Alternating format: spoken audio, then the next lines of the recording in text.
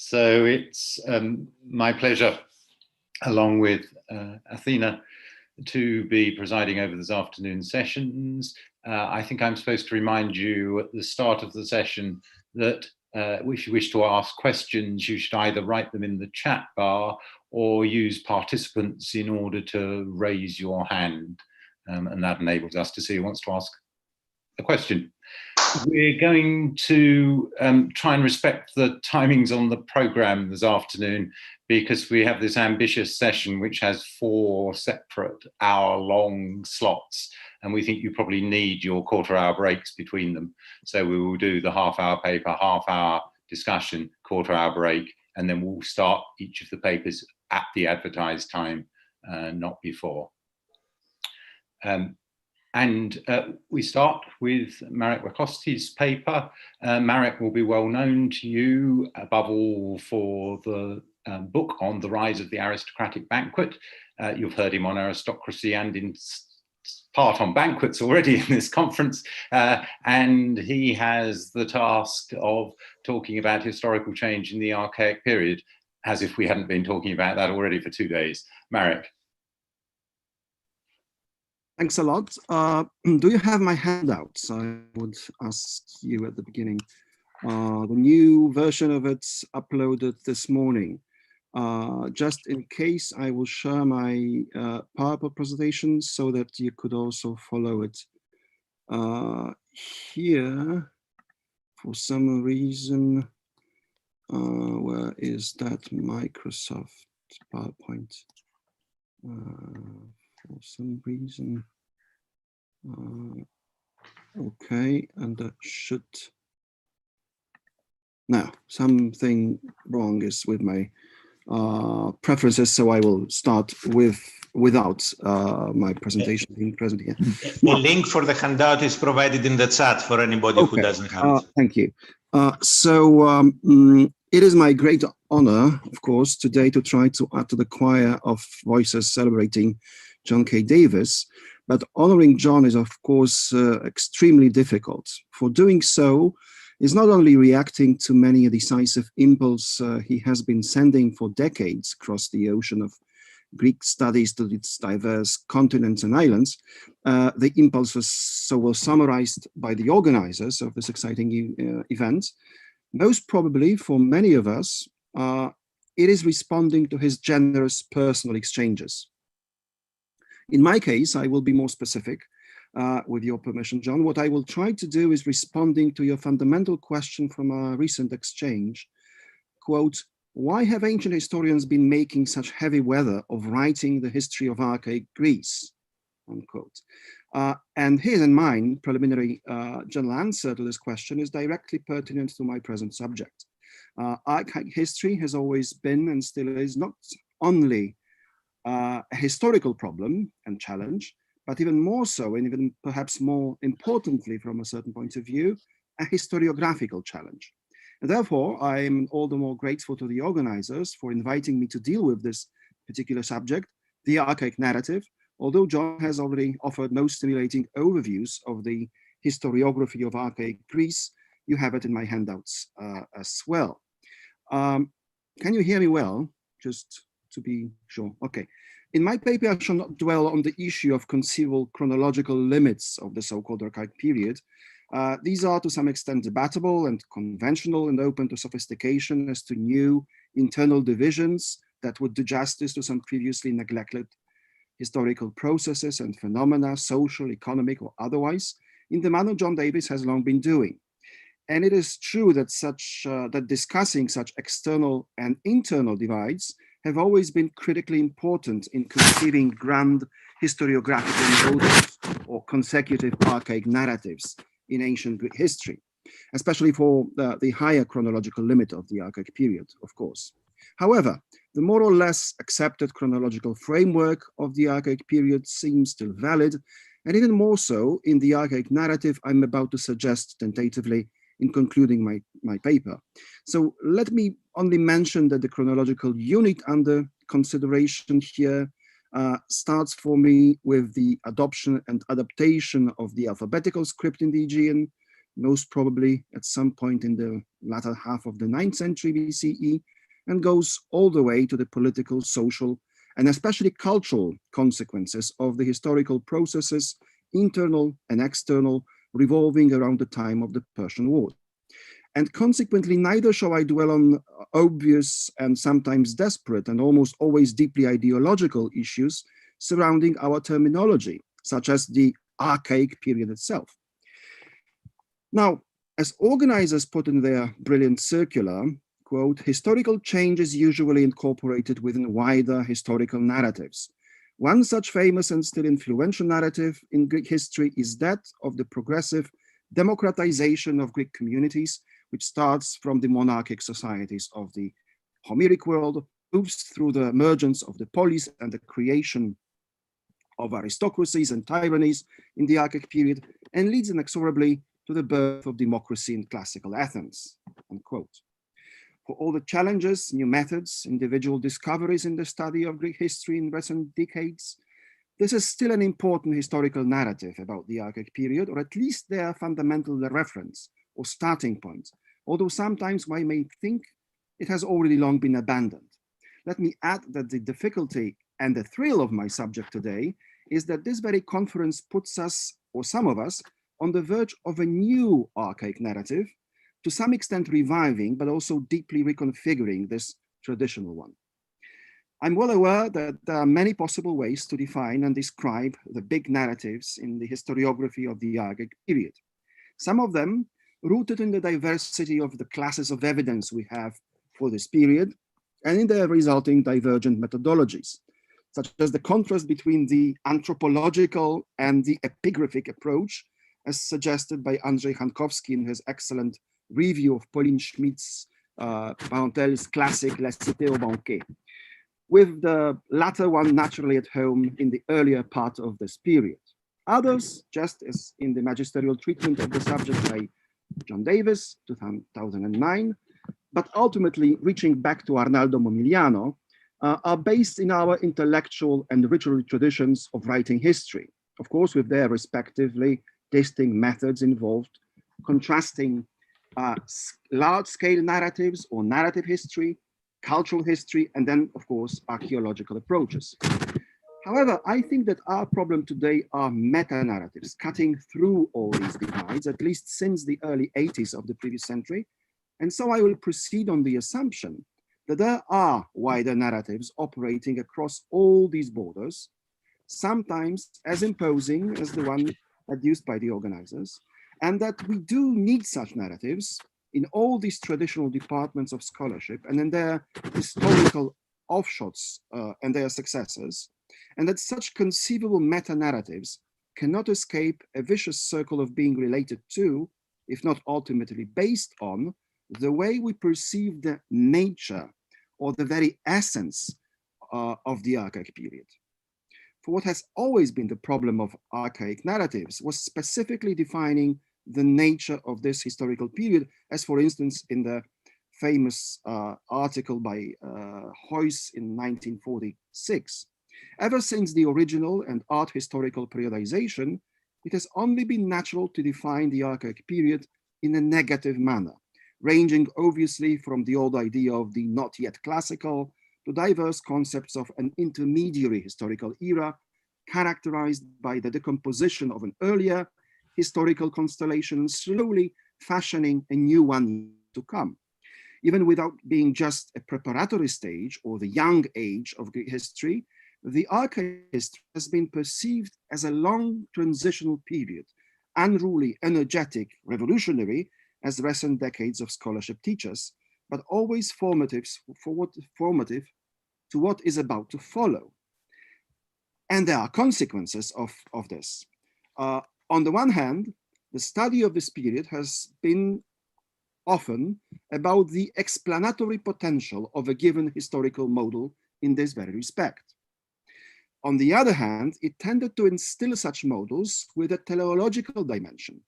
More specifically, as I will try to show in what follows, the common denominator of the majority of the archaic narratives thus far, across the historiographical divides I alluded to, and including the aforementioned dominating or once dominating one in all its different realizations, seems to be the fact that they often offered a very dynamic, evolutionary, prospective, nay, teleological general concept of the historical processes, and especially of institutions, systems of values, of beliefs involved. But our crucial problem is that they tended to combine these concepts with a very static view of the social history of this period, and in particular of the social structures involved. So long before a similar phenomenon in the classical period, as emphasized earlier today by Kostas Vlasopoulos. In my opinion, the reason for this somewhat paradoxical combination is rooted both in the nature of our sources, in our methodologies, but also in our conflicting ideas, very rarely stated or sometimes even unconscious, about the nature of the archaic period, about the very object of our study. Sweeping historical narratives are particularly influential when applied to the historical periods characterized by the poverty or inherent difficulty of our source material. And this is very well known, but let me restate this serious issue because it has had further reaching consequences that we usually are ready to admit. Our sources for the archaic period are disparate, with no unifying narrative to refer to or even to constantly criticize, potentially due to a continuous historical narrative by an ancient historian, of course. Setting aside for a moment our archaeological material, what we are left with is a diversity of genres, so to say, of our literary sources coming to our attention, so to say, in relays, to some extent at least, replacing one another owing to the changing cultural fashions of the archaic period, but even more importantly, to the changing cultural fashions of later times, and of course, to the mere chance of their survival. Thus, for instance, depending on which genre of our sources we prioritize, the historical narrative we will end up with will vary in a decisive manner. Just think of the fundamental incompatibility of our extant epic poetry, Homeric, Hesiodic, and fragmentary, of the normative elegiac poetry, of the conventionally more emotional lyric poetry, of the publicly performed choral poetry, of the inscribed and non-inscribed painted pottery, of private, for instance, symbolic inscriptions, of private letters, of public inscriptions, of the continuous but only partial narratives by Herodotus and Thucydides, of fragmentary preserved local historians and specialist prose writers of later classical and post-classical times. In archaeological record, to put it very briefly, mortuary evidence will not exactly match that of settlements, etc., etc., etc. All these genres of our source material would obviously require separate professional competence of the scholars, which is rarely found in one student of archaic Greece, for literary theory, so often quoted in footnotes, sometimes seem to have had little impact on the interpretive practice of ancient historians as far as individual genres I mentioned are concerned.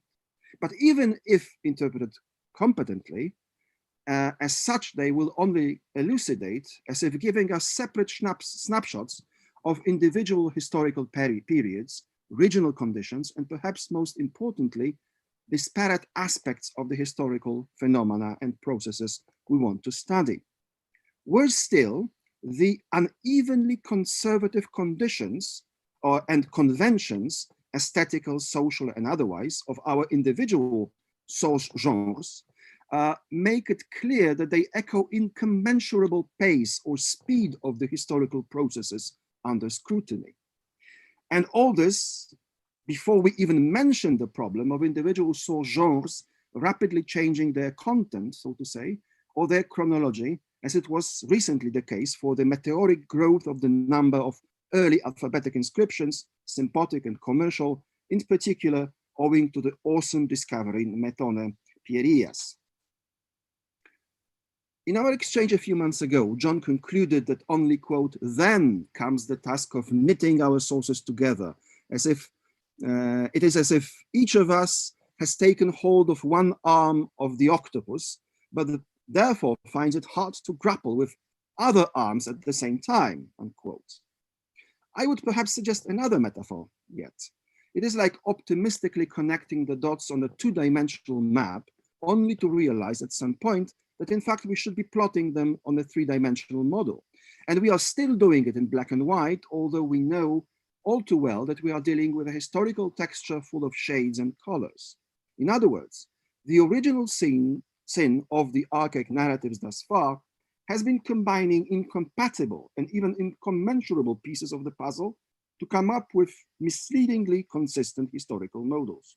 Even worse, the very intellectual paradigm of our study of archaic Greek history, with its teleological aspect and its explanatory bent, I already mentioned, makes our analytical tools and concepts shaky and very often hard to communicate between individual scholars even. Of course, scholars have not been unaware of all these problems when tackling the task of conceiving historical narratives of the archaic Greek history. Let me quote the brilliantly sober words of Anne Jeffery in her preface to her book, Archaic Greece, the City-State 700-500 BC from 1976, but actually based on her lectures of ancient history over a quarter of a century before. Quote, "My first apprenticeship in the history of ancient Greece came via its local dialects and scripts. And in Greek art, my first attachment was to the local rather than the Pan-Hellenic types.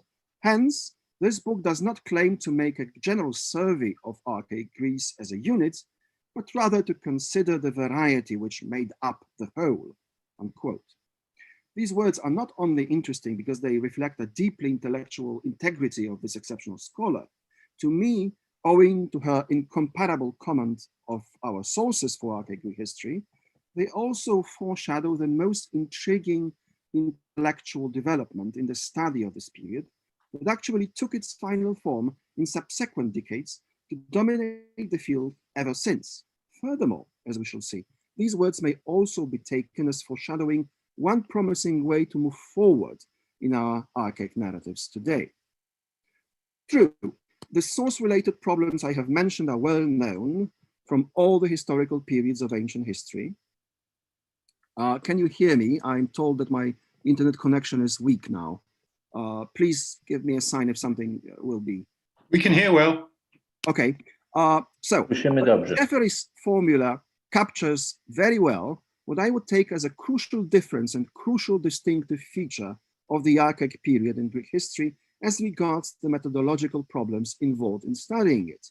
Namely, however we define the nature of this period, it was the time before the watershed, or better, before the multi-dimensional cultural symploqué, or intertwining of different strands of its material and non-material culture that, for all its richness, variety, and versatility, characterized the culture of antiquity ever since, and so in the so-called classical period. And this has had far-reaching consequences for the study of the archaic period. In want of time, let me put it very briefly, perhaps even coarsely. On the one hand, the growing specialization in many fields of ancient history and civilization since the 70s of the previous century made ancient historians less and less sensitive to the formal and intellectual conventions of diverse literary genres, and therefore to their respective limitations as our potential historical sources. To give you just one example, in many respects, our extant elegiac poetry and lyric poetry of the archaic period are simply incompatible in our historical research before due allowance is made to their respective genre conventions. But historians often try hard just to combine them into a uniform historical picture. On the other hand, the wonderful progress of archaeological study of ancient Greek civilization made ancient history rely more and more on the inputs of the material culture of archaic Greek history. And here lies the central problem. As I think implied by Jeffery, I quoted a while ago, depending on which broad angle we take to study the archaic period, our resulting pictures will be utterly incompatible. For all the differences between them, and notwithstanding the actual place of composition, so the fact that they actually are often our local sources, our literary texts will more often than not offer a pan-Hellenic or unifying perspective on this historical period. ethical, spiritual, social. Meanwhile, our material sources, including the epigraphic sources, will more often than not impose on us local perspectives, instilling the study of archaic Greek history when a dose of the typically late 20th century hypercriticism is added, with the vision of local particularism so deep that they may actually preclude any historical generalization. Thus, in our daily practice, holistic approaches to the study of this period are usually abandoned. However, in our synthesis and synthetic views, the wider historical narratives are not. So the question of how to reconcile the two halves that have drifted away in recent decades seems the main challenge of the study of archaic Greek history today. And before I go any further, let me suggest that this tension between the local and the panhellenic, to use Jeffrey's terms, is in my opinion deeply rooted in the nature of our sources, in our methods, but most importantly, in the very nature of the archaic times as a historical period. Interestingly, among the biggest themes of the historiography of archaic period, two that are sometimes mentioned in one breath by historians and archaeologists of our times are at least partly go back to the self-critical thought of ancient Greeks themselves, namely aristocracy and what we call Orientalization. I shall only dwell on the former one dominating the field at least since Edward Meyer. Once considered the cornerstone of the social tissue and the decisive factor in the development of the institutions of the archaic period, recently, as John Davies puts it, aristocracy, quote, has proved hard to define, save for a loosely connected set of behaviors affordable only by a rentier leisure class. From the path-breaking work by Alain Dupuy to the recent wonderful essay by Fischer and Van Wees, this development is one of the important scholarly deconstructions of our current archaic narratives. Of course, no one denies the importance of such behaviors, and in particular, of the more general agonistic mechanisms involved in the social, political, and cultural life of the archaic period. But focuses now on individual modes of social recognition, or at best on some loose group identity, and not, as it had been the case for the most of the 20th century, on a social group one could define as a social group. And yet, our very idea of aristocracy originates from ancient Greek attempts at circumscribing, isolating, or even defending such a group, and worse still, our wider narratives of the archaic period seem still fundamentally rooted in the belief that such a social group existed as a group. Should we then abandon such narratives or perhaps rethink aristocracy once again? Actually, this recent development I alluded to a while ago had been in maturation for a long time, at least since the 70s of the previous century, when the traditional vision of the Greek city as a clan state, Geschlechterstaat, has finally and conclusively been demolished by Roussel and Bourriot in 1976. It has never been clear what exactly aristocracy might have been in ancient Greece. Progressively, the systematic use of the term was abandoned, save for the scholars particularly interested in some aspects of the aforementioned elite behaviors, such as Oswin Murray and his fundamental work on the Symposium. Many others introduced what I would be tempted to call the practice of non-feasance. Very often, instead of trying to define an underlying social reality, one would simply interchangeably use such terms as aristocracy, nobility, elite, the wealthy ones, and so on, as opposed to non-elite community members. But given the fact that however we call them, the decisive majority of our literary sources was actually produced by the members of such elites, this practice has had negative results for our study of the archaic Greece, I think. Of course, due attention has always been given to the economic aspects of such an elite position in the society, and diachronic changes in their elite behaviors have always been studied, as in the case of the hypothetical transition from the military to the leisurely lifestyle by Mary, for instance, or the hypothetical change from the focus on military activities to that on economic ones, of course, etc., etc. However, I would argue that when following larger historical constructs by the students of the Archaic period, it looks as if all these hypothetical changes always involved the consecutive generations of the same social pool, as if the ultimate descendants of the Homeric warriors were the elites who would hypothetically gradually lose their power to be ultimately brushed away by the democratization of the Greek polis.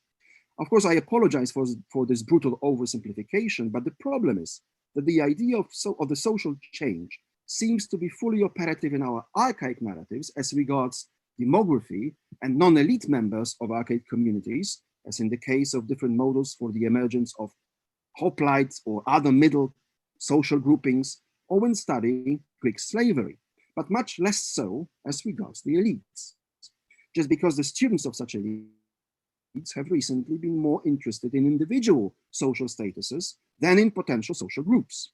One deeper reason for this fundamentally static view of the archaic elites was, I think, the fact that we tend to read a bit too much and not quite enough into the famous contrast between the aristoi and the kakoi in our literary sources. Of course, we all know that this contrast was, to put it briefly, deeply ideological, but we often fail to use this consideration to our advantage as an interpretive tool. From one extreme that traditionally took the agathoi as a closed hereditary group, only rarely and scandalously accessible to the richest among the kakoi, traditional view, a tension that would at times even result in a clash of contrasting ideologies between the two groups, we often go to the other extreme, thinking that being an aristos was actually only a matter of individual strategies of social recognition, of course, based on some economic status. At this juncture, I must admit, I have long been puzzled by the fact that our reading of this ideological contrast between the aristoi and the kakoi did not lead scholars to another possible solution, namely to realizing, or at least hypothesizing, a fair level of social fluidity and to studying vertical social mobility in archaic Greek communities as a principal desideratum of archaic Greek history. One reason for that is the aforementioned phenomenon of drifting apart between our scholarly practices in archaeology and ancient history. Briefly put, studying vertical social mobility seems extremely difficult in archaeological material. But the problem is perhaps less straightforward than that. It's not just a technical difficulty, but the fact of the diversity of our incompatible genre conventions that will elucidate only some aspects of our historical reality. So only fully realizing the blind spots, so to say, of each particular genre of our sources, we may start asking new historical questions or revive pertinent old ones. So let us, to conclude, try very briefly to do that. Just 2 years ago, John Davies suggested a set of analytical concepts to capture the 6 operative forces in the state formation in early Iron Greece: the exceptional individual, population, the environment, the supernatural, convertible resources, and finally memory, imagination, and a sense of identity. To these, as he wrote recently, a 7th could have been added: male aggressiveness. I think they all very well define, perhaps with changing emphasis, a conceivable agenda for archaic Greek history as well. It would still be the period of a major historical change, a structural change, as has been studied at least since the beginning of the 80s of the previous century, following the famous book by Anthony Snodgrass. I, for one, would add to this list a fundamental component of social fluidity and instability, very difficult to study and incarnated, most of all, in the processes of upward and downward social mobility, fashioning the constantly changing composition of an elite group, however we call it. If we proceed on this assumption, several debatable passages and aspects of our literary sources can and should be interpreted afresh.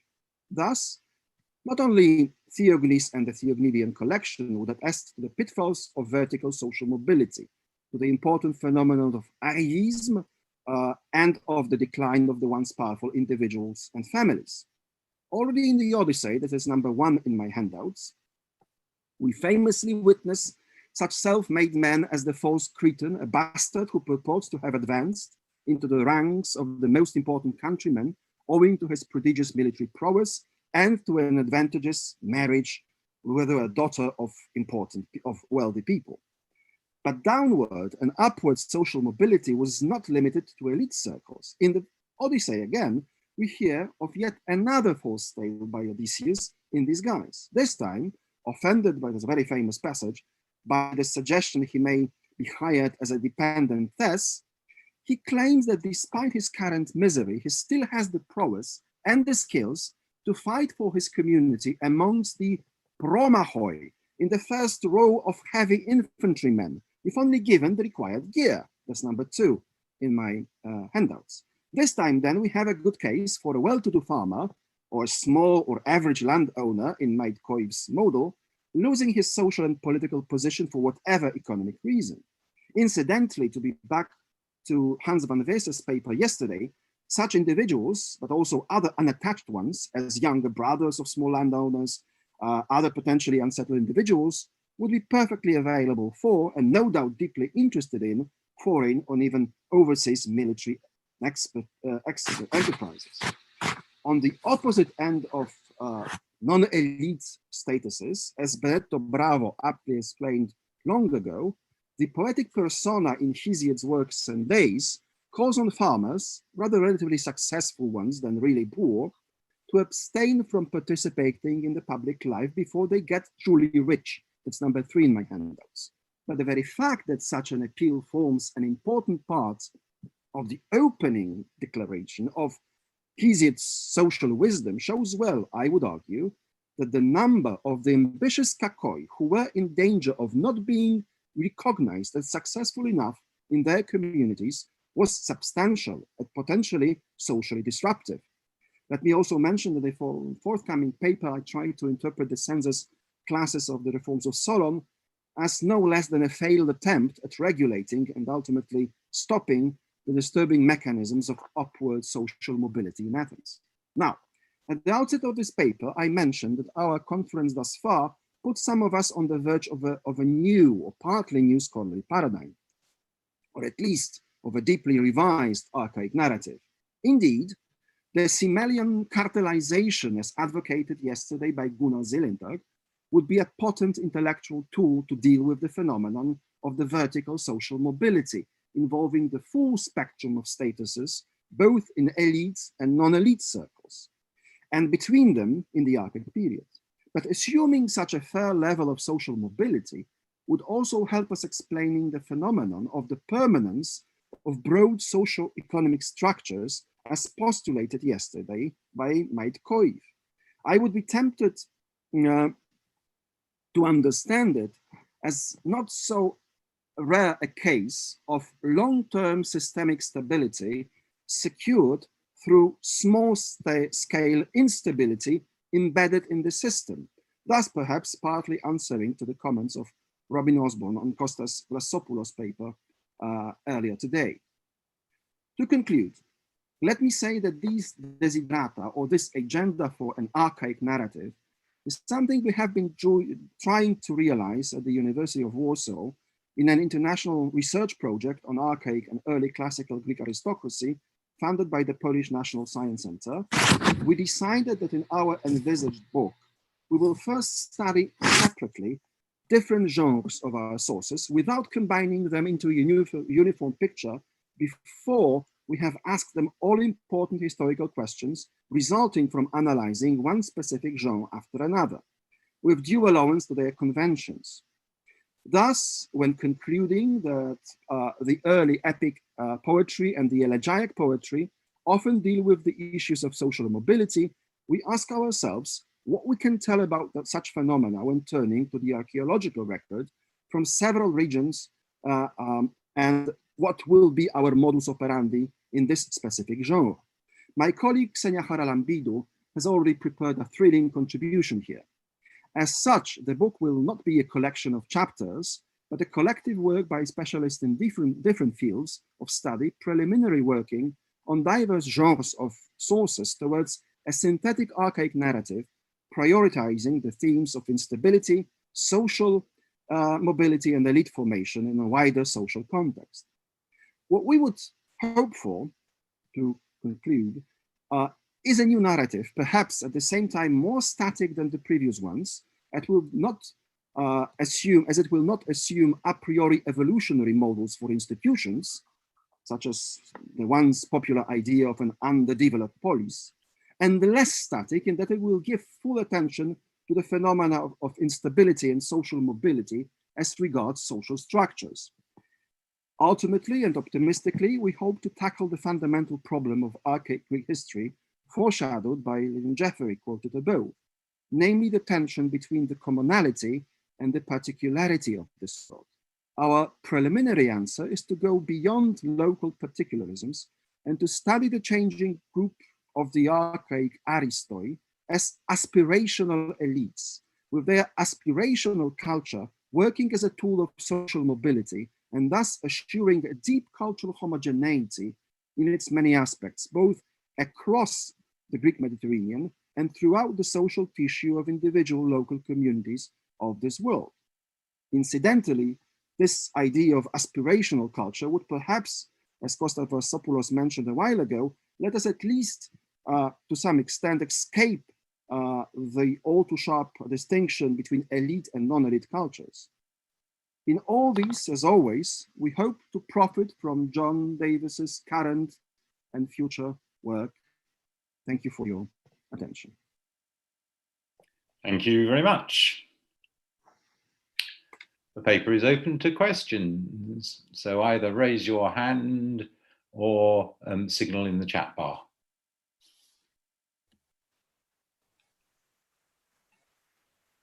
Unless you're Kostas, in which case you just say you want a question.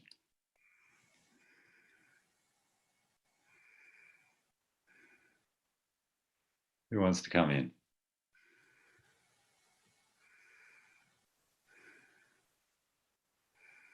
Hans is going to come in. Yes. You'll need to unmute, Hans. We can't hear you. Yeah. Thanks very much. You think I'd know by now. Thanks very much. An excellent paper. Yeah, it's only a small point, and I wasn't going to jump in first, but only the issue of aristocracy. Just to clarify that the way you've defined the term yourself, in your own work, especially in the book on the symposium, seems to me a very fine use of the term because you define what you mean by it. And I think when Nick Fisher and I wrote our paper, what we were largely concerned about is that lots of people use the same term to mean a wide range of different things. And indeed, most people use it to mean, I think, something quite different from what you mean. I would even venture to suggest that most of the sort of Western, shall we say, Western European aristocracy that that most people tend to draw on would not regard your Polish aristocracy as proper aristocracy. So this is why we have advocated not using that term. My question, though, about that is, you said, that it's odd to resist the use of that term because it's a Greek concept. The Greeks themselves have these perceptions, but so the Greeks have the word aristokratia, obviously, but that's a different thing, right? That is a political regime. That's not a social elite. They have aristoi, but it's precisely the question is, what are aristoi? They are not necessarily the same as aristocrats. And there is the idea, certainly also of inherited status as an element, a feature of a whole range of criteria for status differentiation. Whereas I guess my understanding of what people usually mean by aristocracy is that it's the dominant criterion, almost to the exclusion of anything else. And so I don't know if I mean, I don't even know whether it's useful to discuss this any further, but it's really just to clarify that either this is just a debate about what we mean by the term, in which case, fine.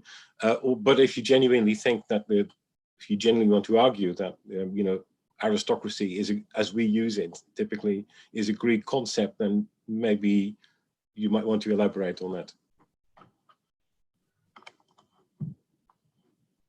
Thank you so much. My main concern is that our definition of whatever term we use of the socio-political elite, whatever we call it, should take as a starting point what you observe with Nick Fisher in your paper. So the fact that there are no hereditary regimes, and on the other hand, that the stable transmission of wealth is also a very precarious thing in the conditions of archaic Greek history. And so my answer would be rather to then look for other definitions than to try to abandon the concept and the term itself. But of course, it's not the same as Aristocratia. Thank you. Vincent. Thank you very much. Professor Marek, thank you very much for this very enlightening paper. I just want to ask you one thing, and it has, of course, has to do with the so-called aristocracy or elite, or whatever we understand with the upper echelons of society in archaic times. My understanding of this group of people is very much influenced by a prominent feature I can see in their group, namely that they, of course, have a local anchorage in their own local communities, but at the same time, they have what, for a lack of a better word, I would like to describe as international outreach, connections. Both across the polis and interpolis profile, but then also a much longer, a far-ranging profile to Egypt, Persia, or many other places. And we have, in our understanding of these people and their actions, to understand or to take into account this double thing that it's there. And of course, as John has underlined many times before, it has to do also with our concept of state formation. What is a state, and what is the loyalty of these people to this particular polis, to the local society? One example is, of course, their xenia relationships that can bring their personal loyalties into a kind of a test. So have you considered this? Of course you do. It's a leading question, but what do you think about that?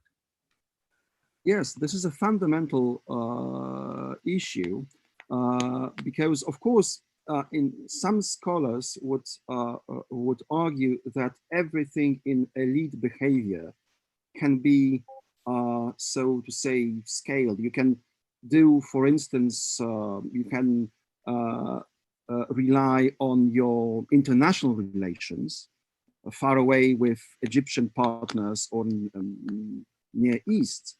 But if you do the same in the neighboring village, it's also going beyond your local community, so elite enough.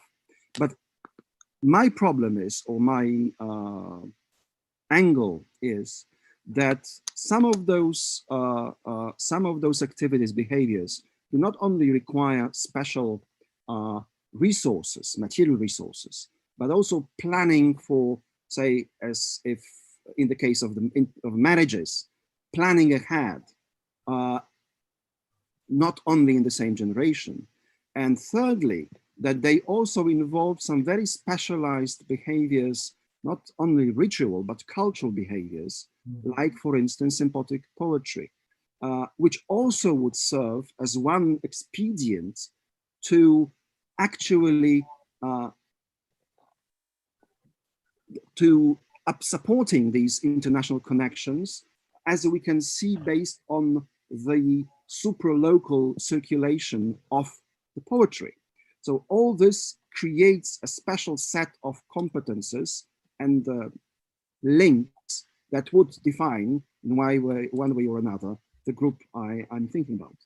Thank you. Thank you very much. Thank you very much. David Lewis. I think I should give way to the honorand and leapfrog me in the queue. You go first. There's plenty of time. You go first, and John will follow. Thanks very much. Thank you very much, Marek. My question's to do with, you mentioned in the older narratives teleology, and you also, in mentioning John's paper on the operative forces from 2018, but against the teleological view, I wonder if you could say a few words on what you think about a different paper of John's that I mentioned yesterday, The Democracy Before Theory, and the sense that in accounting for change across this period, and therefore in the construction of any kind of narrative to span this era, that change can be accounted for in terms of an aggregation of many small short-sighted moves to deal with immediate problems and historical contingency, rather than the things we find in the classical period somehow representing the flourishing of something that was written or encoded into the DNA of a chrysalis form of that phenomenon in the early Archaic period that in the fullness of time emerged into a full flower.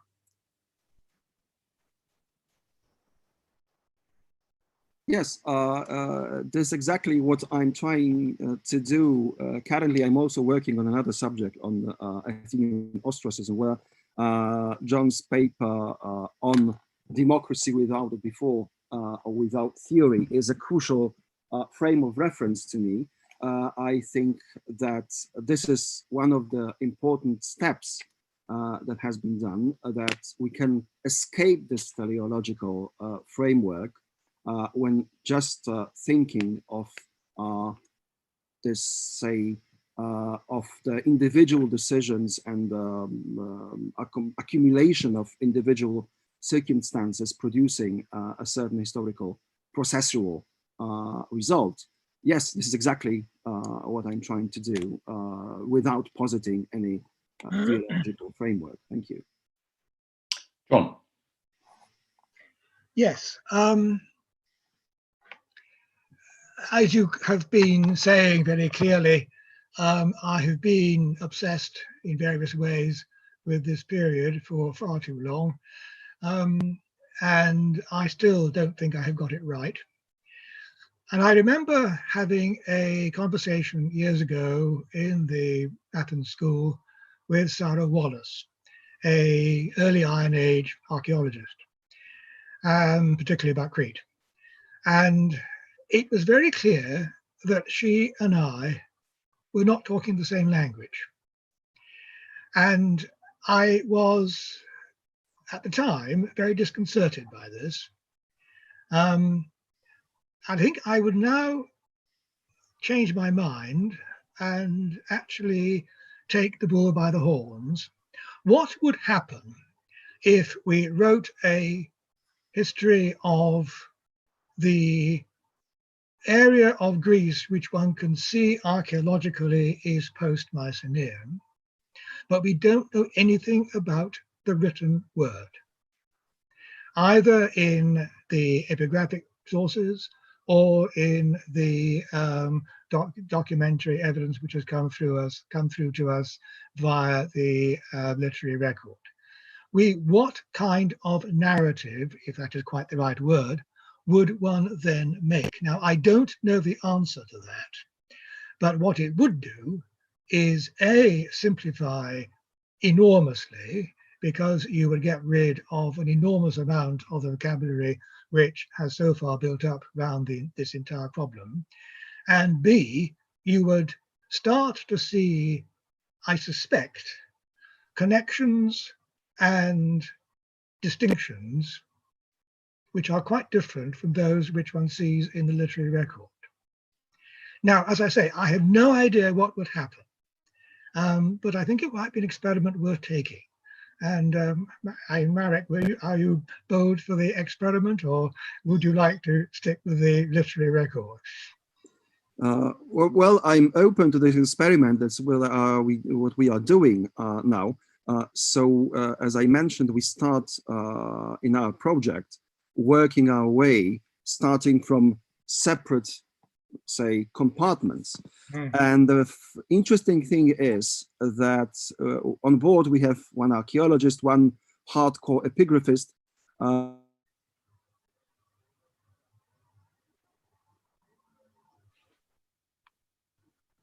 We've lost you temporarily, Marek. Yeah.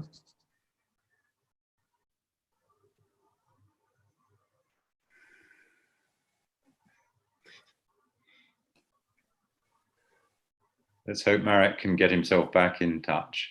Mm.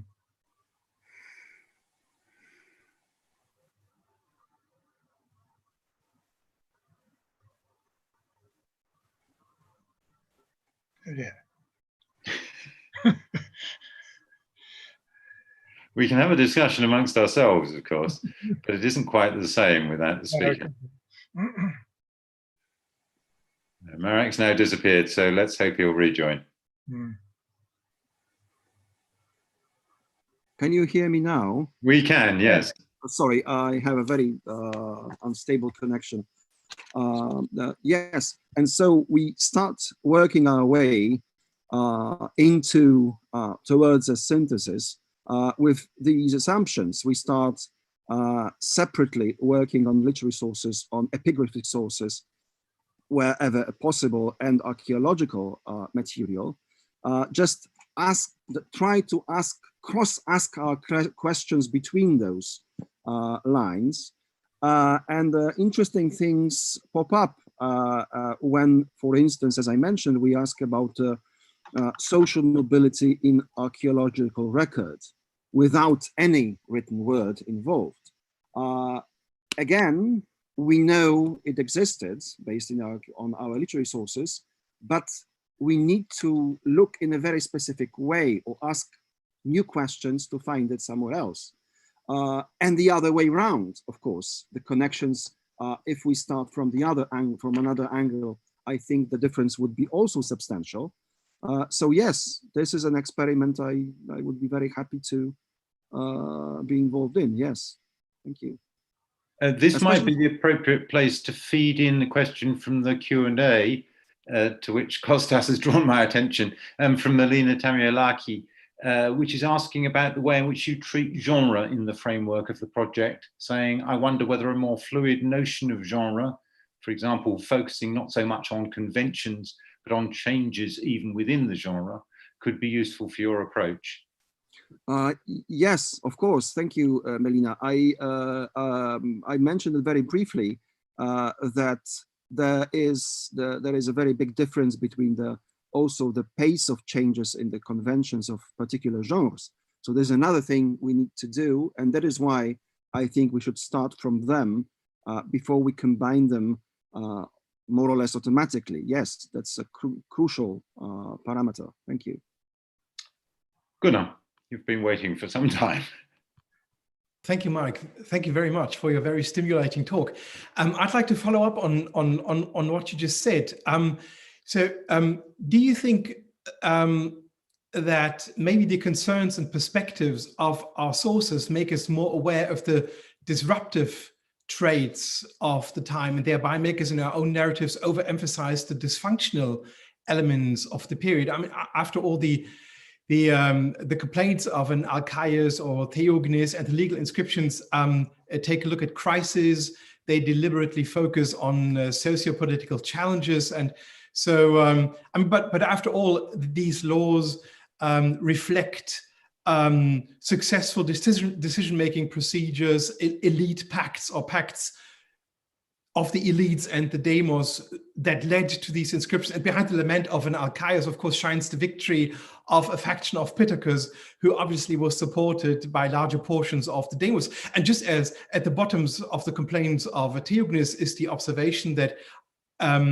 other parts of the elites married their daughters to those enemies of Theognis, whom he calls the kakoi, and cooperated with them. So the question would be, do you think that the perspective of our sources and the voice of losers, Archaeus and Theognis, who have played such a prominent role in our narrative building, somehow disfigure the image we get from normal archaic, normal elite cooperation in archaic Greece? Well, I do not think so, actually, because we can check them using normative ideas of such thinkers as Hesiod or Solon, if we interpret him in this manner. And so I would say that there is an endemic, deeply rooted problem, which is not so much or not only about the efficacy of an elite charter, of the elite charter, but rather the endemic problem would be the existence of those ambitious non-elite members who think of themselves as those entitled to be included in elite circles. So I think that the cartelization, as you put it, would in this case have also a destabilizing effect in terms of blocking the advancement of those who would very much like to be accepted. And when we can see the same provisions repeated by, say, moral or political, social, moral thinkers all the way since Hesiod to at least Solon, then I would call this problem endemic. And across the local diversity, which is also very important. Kostas, you had a question. Yes, we talked about the aristocracies and the elites quite a bit. I would like to ask a question about the lower classes. What I was trying to do in my presentation was basically to say that my problem with how to understand social conflict in the Greek world is that most of our social thinking about it is based on conflicts between those who control the means of production and those who work for them. Landlords and the tenants, capitalists and workers. And that doesn't work for the Greek world, neither for the free nor for the slaves.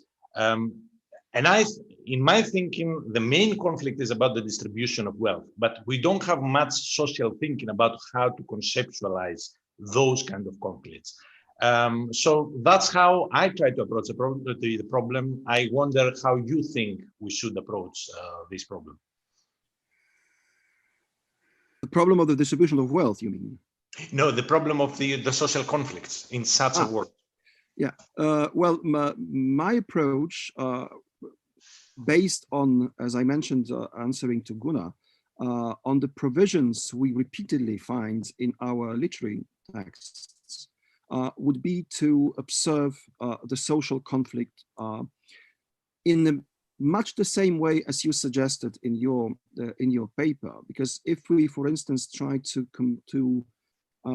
compare the scale and nature of the conflict involved, we can posit, based on our literary texts, with, for instance, the Roman situation, the conflict of orders, so to say. The main difference, perhaps the main case for the efficacious mobility, despite the endemic problems I mentioned, would be the fact, I think you also alluded to, that in our Greek case, at least in the Archaic period, but also later on, those mechanisms concern individuals and not groups. This is not a conflict of groups or orders or whatever we have, or whatever we take it. It is a conflict involving individuals and their individual ambitions and individual careers. So in some cases, as in Athens before Solon, it may create a momentum for the social crisis that would deeply shake the community. But in the most, I think, cases, at least based on what we have in our sources, that was not smooth, but certainly connected with individual strategies, with individual careers. So this would be the main difference.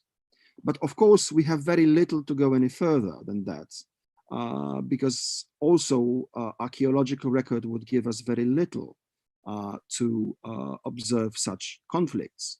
So we need to rely on literary sources.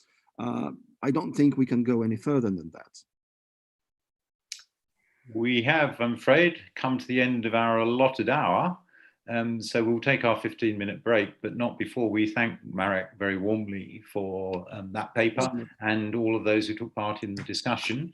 And whether it's going to be 5:15 for you, 4:15 for you, or 3:15 for you, we will start in 15 minutes time when we turn to the classical period.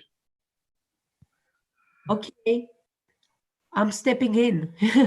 I think it is 5:14, 5:15, I mean Greek time. I think we should start. So Christy, you will have plenty of time to discuss all that with the rest of the people attending. It sounds extremely interesting, but I think we should be ready to start. Our session is 5:16. If Robin Osborne is here. He is. Okay, right. Hi, I'm sharing screen. Is that, can people Yes. see that? Yeah, okay, Yes. thank you. Christy, I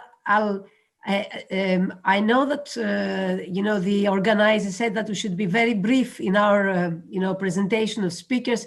I'll stick to the convention. I'll be very brief, but I need to say that Christy Constantakopoulou, I'm sure that everybody in this event know Christy very well. She's the professor of fashion history and classics, I think, at Birkbeck College in London. And she has brought into our discussion the notion of insularity. We are all familiar with her book on the dances of the islands, but she has published widely, and I've seen that a volume that she has edited with Maria Kavoulaki has come out this year on the shaping of memory, and she has done many other interesting and important things. But one thing that I would like to mention that is that Christy is a good friend and collaborator with the Department of Ancient History of our university, and she has co-organized the conference on the network. She has co-edited the volume with Katerina Panagopoulou and Irat Malkin. It would be wonderful if we could all be together in Crete for this. Professor Davies, we would love to have you here. I want to be there.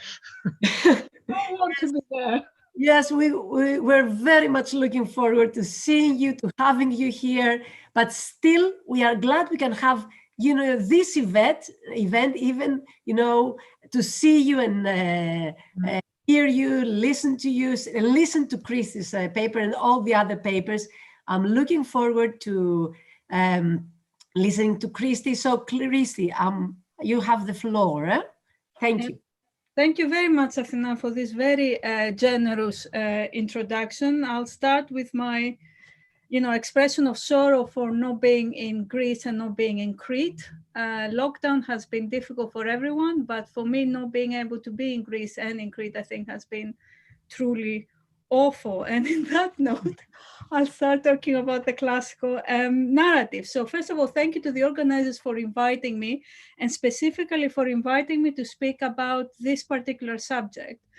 Because as with many people working on our niche topics, and I was working on the history of the islands and lately on the history of Delos in the 3rd century, we're all caught up in the kind of minuscule details of our own particular issues, and it's very rarely that we are invited, or at least I'm speaking about myself, I'm invited to think much more broadly and critically about the discipline as a whole. So for that, I'm very thankful for not just asking me to talk, but asking me to talk about classical narratives. And I also should say that in that particular approach, I'm deeply indebted to John as well, because I think his contribution is unparalleled in Greek history in making us, pushing us to think outside the box and to be truly interdisciplinary in the most appropriate way, in that, you know, thinking across disciplines, thinking across genre, and trying to bring in the different aspects of history together, the social, the economic, the political, the cultural, religious, and so on.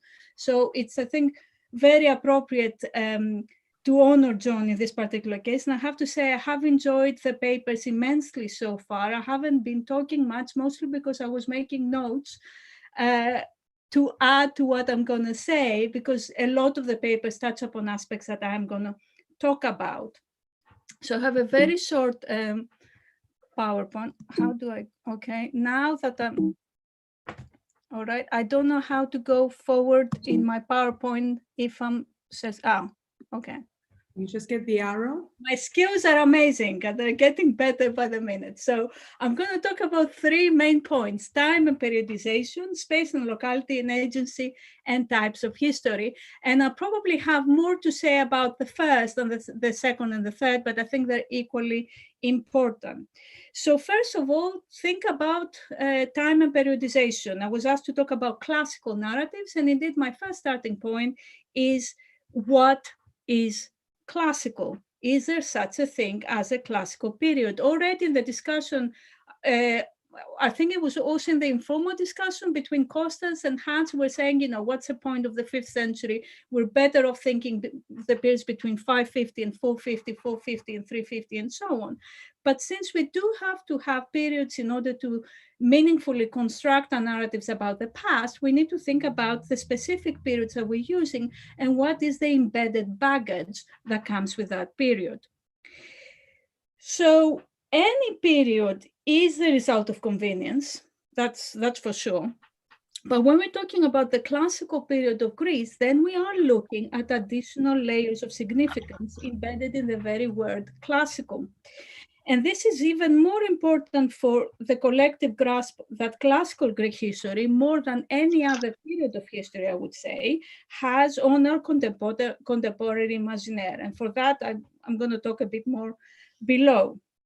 So when we talk about the classical period, it's not just an innocent attempt, an innocent period to, you know, attempt to construct the past in meaningful periods so we can talk about it, but it has deeply embedded ideas, the term classical, about ideals, beauty, masculinity, including toxic masculinity and cultural supremacy, European superiority against the Oriental enemy, and I could go on and on about this.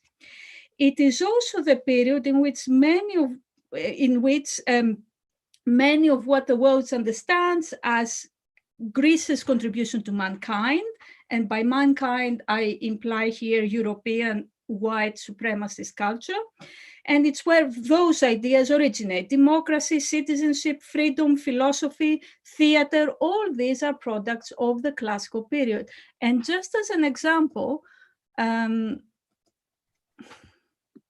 going to leave here Obama's speech on the Acropolis, 16 November 2016. This is, I teach that on the first year undergraduates every year, because in 160 words encapsulates very much a liberal Western point of view of what the classical period is. The date is very important. Obama is still the president of the US, but it's significantly after the elections when Donald Trump became the next president, but before he took power. And if you read the speech, I don't have time to go into that, you see very much a kind of crucial keywords of what the West understands as the contributions of classical Greece to mankind. And it's in the classical period that all these contributions are located.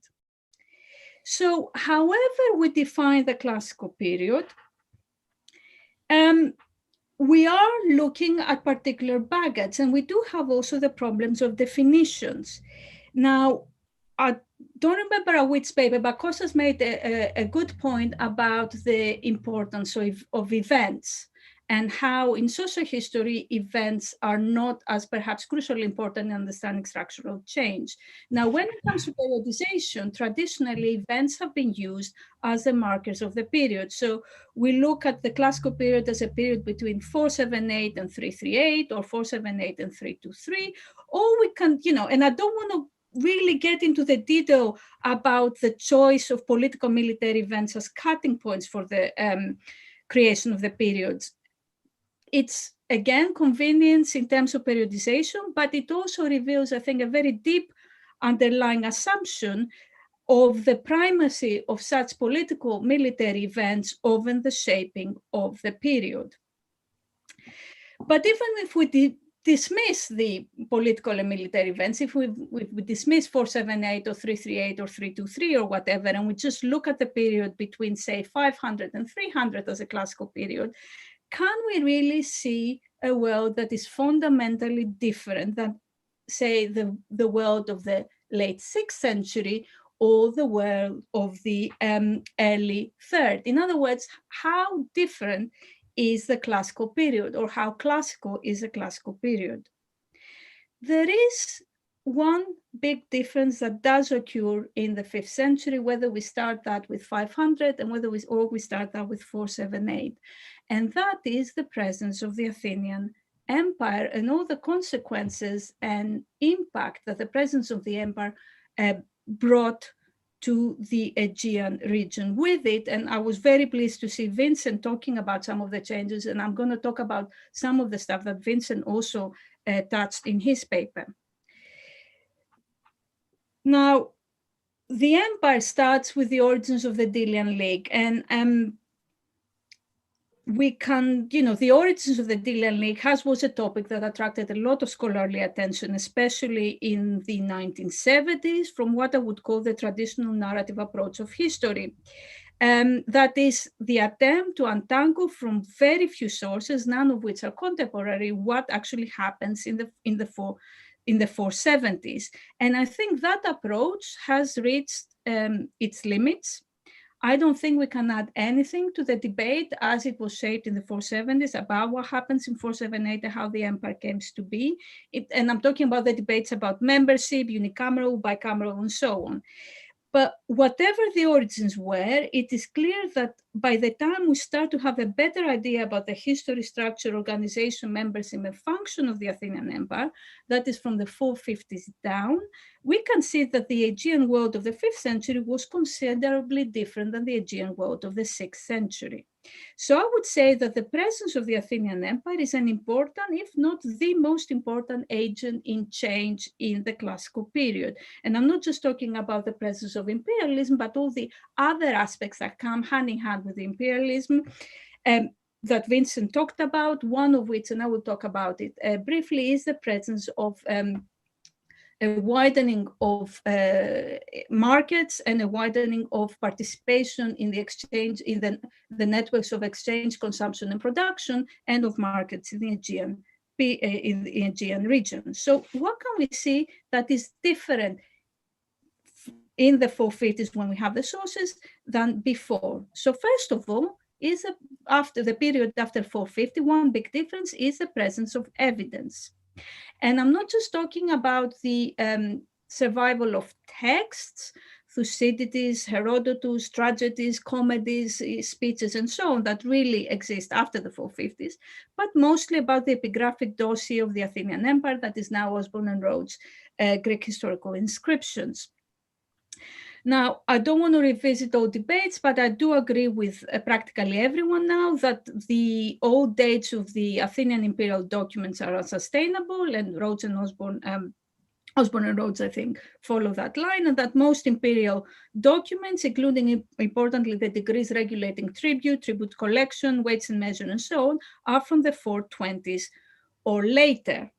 But what I should stress, however, is that when we downdate the imperial epigraphic dossier, is not because we should not see in the downdating a change in practice. In other words, the harsh imperialistic treatment of the allies that we see in the Cleonimus, Clinias, or the Ulysses decrees that appear, are 430s and 420s, those practices do not appear suddenly in the 430s, but rather imply that in the 430s they are now being recorded. Papazarkadas argued that the empires, even from the first decades, was not a peace-loving, benevolent polity which gradually became an oppressive power. Rather, that what we see is the proliferation of the epigraphic habit that takes place in the second half of the 5th century.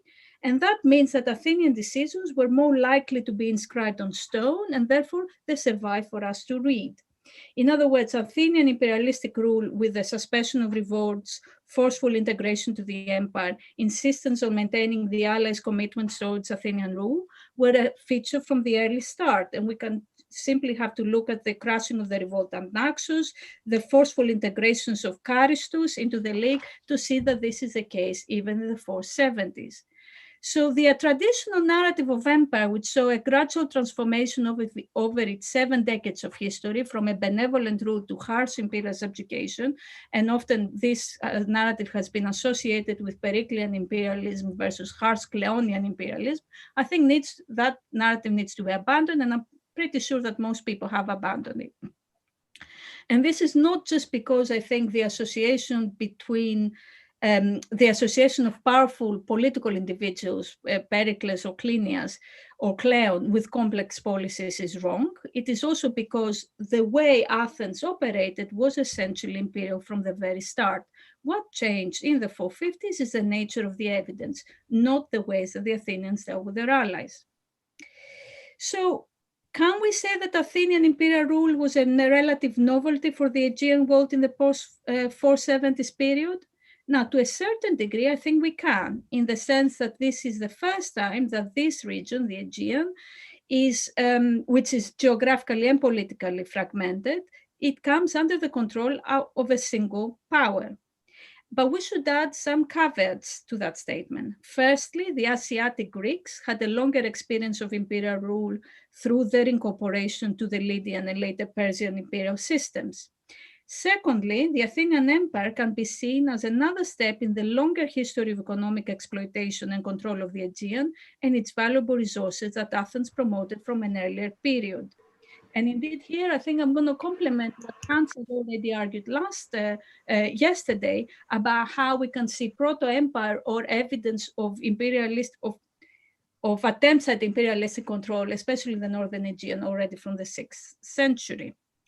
And I think this is one of the ways that we should really move on the narrative that we have about the classical period is through an emphasis on the economic predecessors of the Athenian imperial rule, especially in the Northern Aegean. And I think this is one of the most exciting developments of history of the Aegean in the last 15 years or so. And John himself contributed to this with his article in Anya Slavis' edited volume in Trade and Finance in the 6th century Aegean.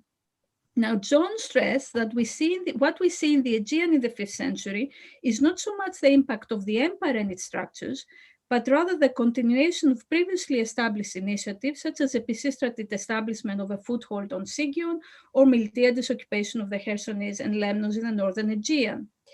The focus on the Northern Aegean and the history of economic exploitation and its resources is, I think, a particularly fruitful way in which to write the prehistory of the empire.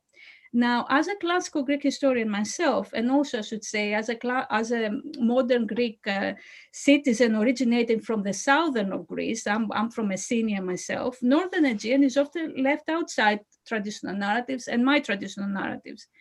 And this spatial issue as to where in space we actually locate our narratives is going to be my second point, so I shall leave this for the time being.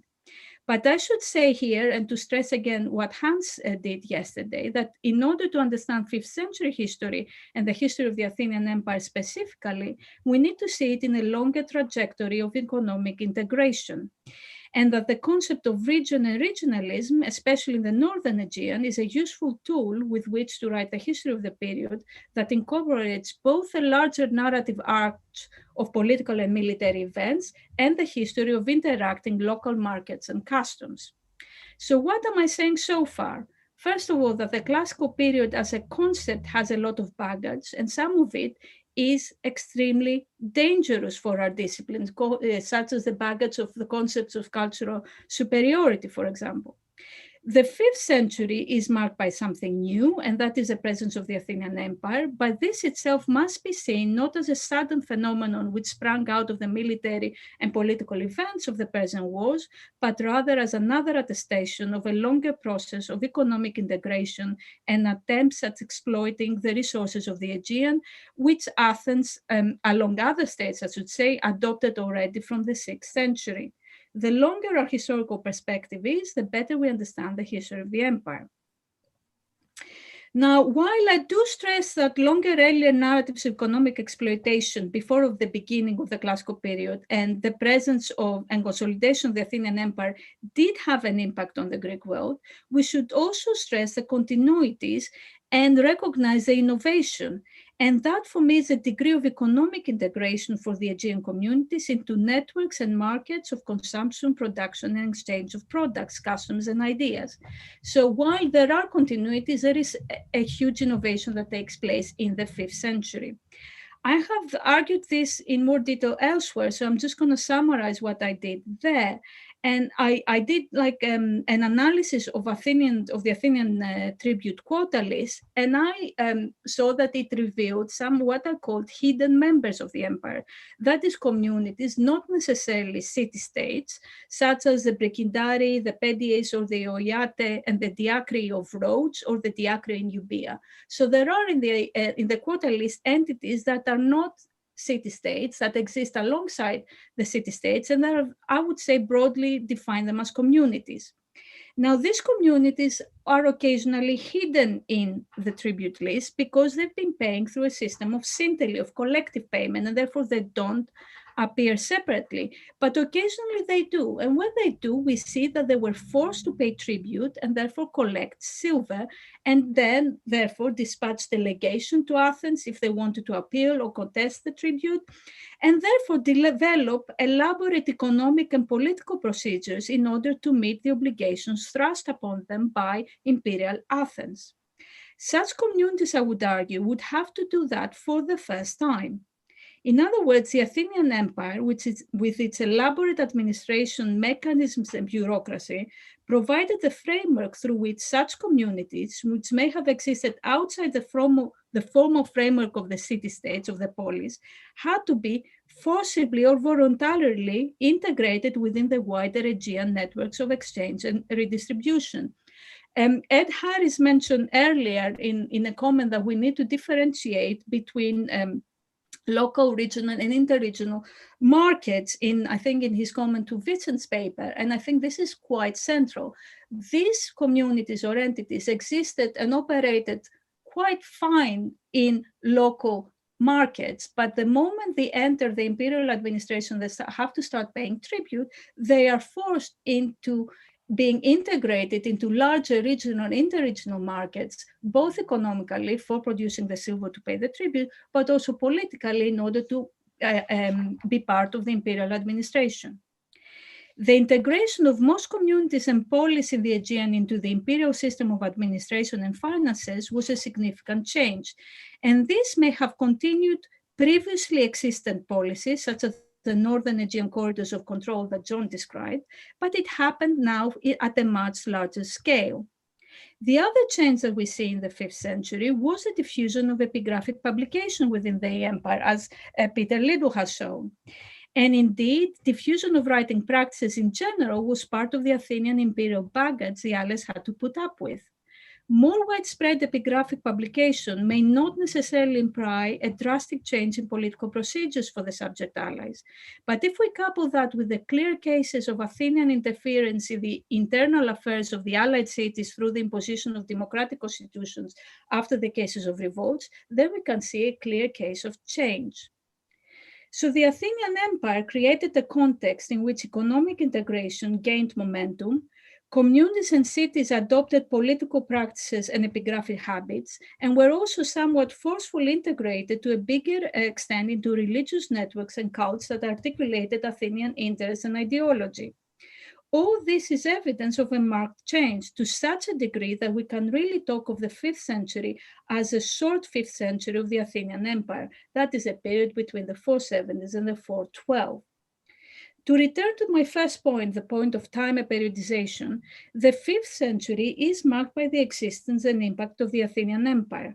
That, above all else, I would argue, is what created change and should be taken into account when talking about periodization. At the same time, the Athenian Empire was built upon the longer history of exploitation of resources and integration of the Aegean Greeks into networks of exchange, culture, and communication. Religion in that respect also played an important role, as religious celebrations and regional sanctuaries and festivals were also primary agents of economic exchange and marketization of Aegean communities. And that is another of John's fantastic contributions about the role of sanctuaries as markers of market production and exchange. What about the 4th century? The 4th century is also part of the classical period, but as any student of Greek history can tell you, it's a really messy time. I see the 4th century as a continuation of the processes that began in the 5th century with the integration of the Aegean communities into networks of exchange. What we see here is two differences in two levels. One is more rapid change in terms of hegemonic powers at hands, and the other is the diffusion of sources from diverse geographical contexts, which we don't have for the 5th century. So we get to know more about more regions in Greece, and therefore that complicates our narrative. But I don't think either of the two actually matters so much, as I don't think either the diffusion of sources or indeed the rapid change in terms of hegemonic powers actually had a deep impact onto the lives of the people, other than, the constant hustle of work taking place. Even the advent of the Macedonians, I would argue, did not alter things much, not until the point where the resources of the Persian kingdom started to enter the Aegean world via the expenses and the investments of the successors, and that does bring us to a whole different world. So my second point, space, and my second and third points are shorter. I can assure you about that. So I have been looking into the Aegean world and not so much of the extended world, because also I don't feel, it's not just a conference about the Aegean Greece, but it's also, I don't feel very comfortable talking about developments in Sicily, Cyprus, or the Black Sea. But as time is central in our understanding of the classical narrative, so is space. When writing classical narrative, what geographical focus should be adopting? There are two issues here. One of regional breadth and focus, and the choices that we as a discipline promote consciously or unconsciously, and the other one is of scale and focus. So the history of the classical period is written through the prism of the history of Athens and Sparta. And this is just the Institute of Classical Studies library catalog. I put Athens and Sparta, 105 results. So when we look writing the narrative of the classical period, we look at it through for the 5th century through the history of Athens and Sparta, or we can throw in Corinth and Thebes in the 4th century if we're feeling very generous, or Boeotia now, that's another kind of new development in scholarship, until the Macedonians start and it becomes truly, truly messy. But is such a focus, a geographic focus, appropriate, an appropriate way to construct a narrative about the period, however we define it? One aspect of the problem is the focus on the city-state, the polis, as a dominant political formation through which to write the history of the period. And I don't need to revisit here the arguments that have been made in offering a much-needed critique of the model, promoting the primacy of the polis as an analytical tool for Greek history, because Kostas and John have done this extremely well. A classical narrative that adopts the polis as a main analytical approach comes with all kinds of Eurocentric and deeply problematic assumptions, but also crucially, it ignores large chunks of the Mediterranean worlds where Greek-speaking populations lived, which do not easily fit the polis model. I'm thinking about inland Macedonia, Western Greece, Thessaly, or Achaia, and I could go on. And what of the complex interplay between the world of the polis found on the littoral of the northern Aegean and the vast Thracian hinterland with its resources, economic markets, and networks of exchange? The history of the Greek polis as synonymous with the classical narrative means that we often unnecessarily narrow our vision, and by default, as a result, end up producing political and military narratives that I think it is safe to say that in 2020 have very little, if anything at all, to offer. Indeed, one of the main arguments I have tried to put forward in the first half of the paper is that the presence of the Athenian Empire created the necessary conditions for the integration of a wide range of political formations into networks of exchange and distribution. The city-state may have been a dominant form of political power in the Greek world of the classical period, but it was no way the only one. A classical narrative that does justice to the complex world we are living in right now needs to allow into a more prominent position the history of political entities that were not polis. And in that sense, locality matters.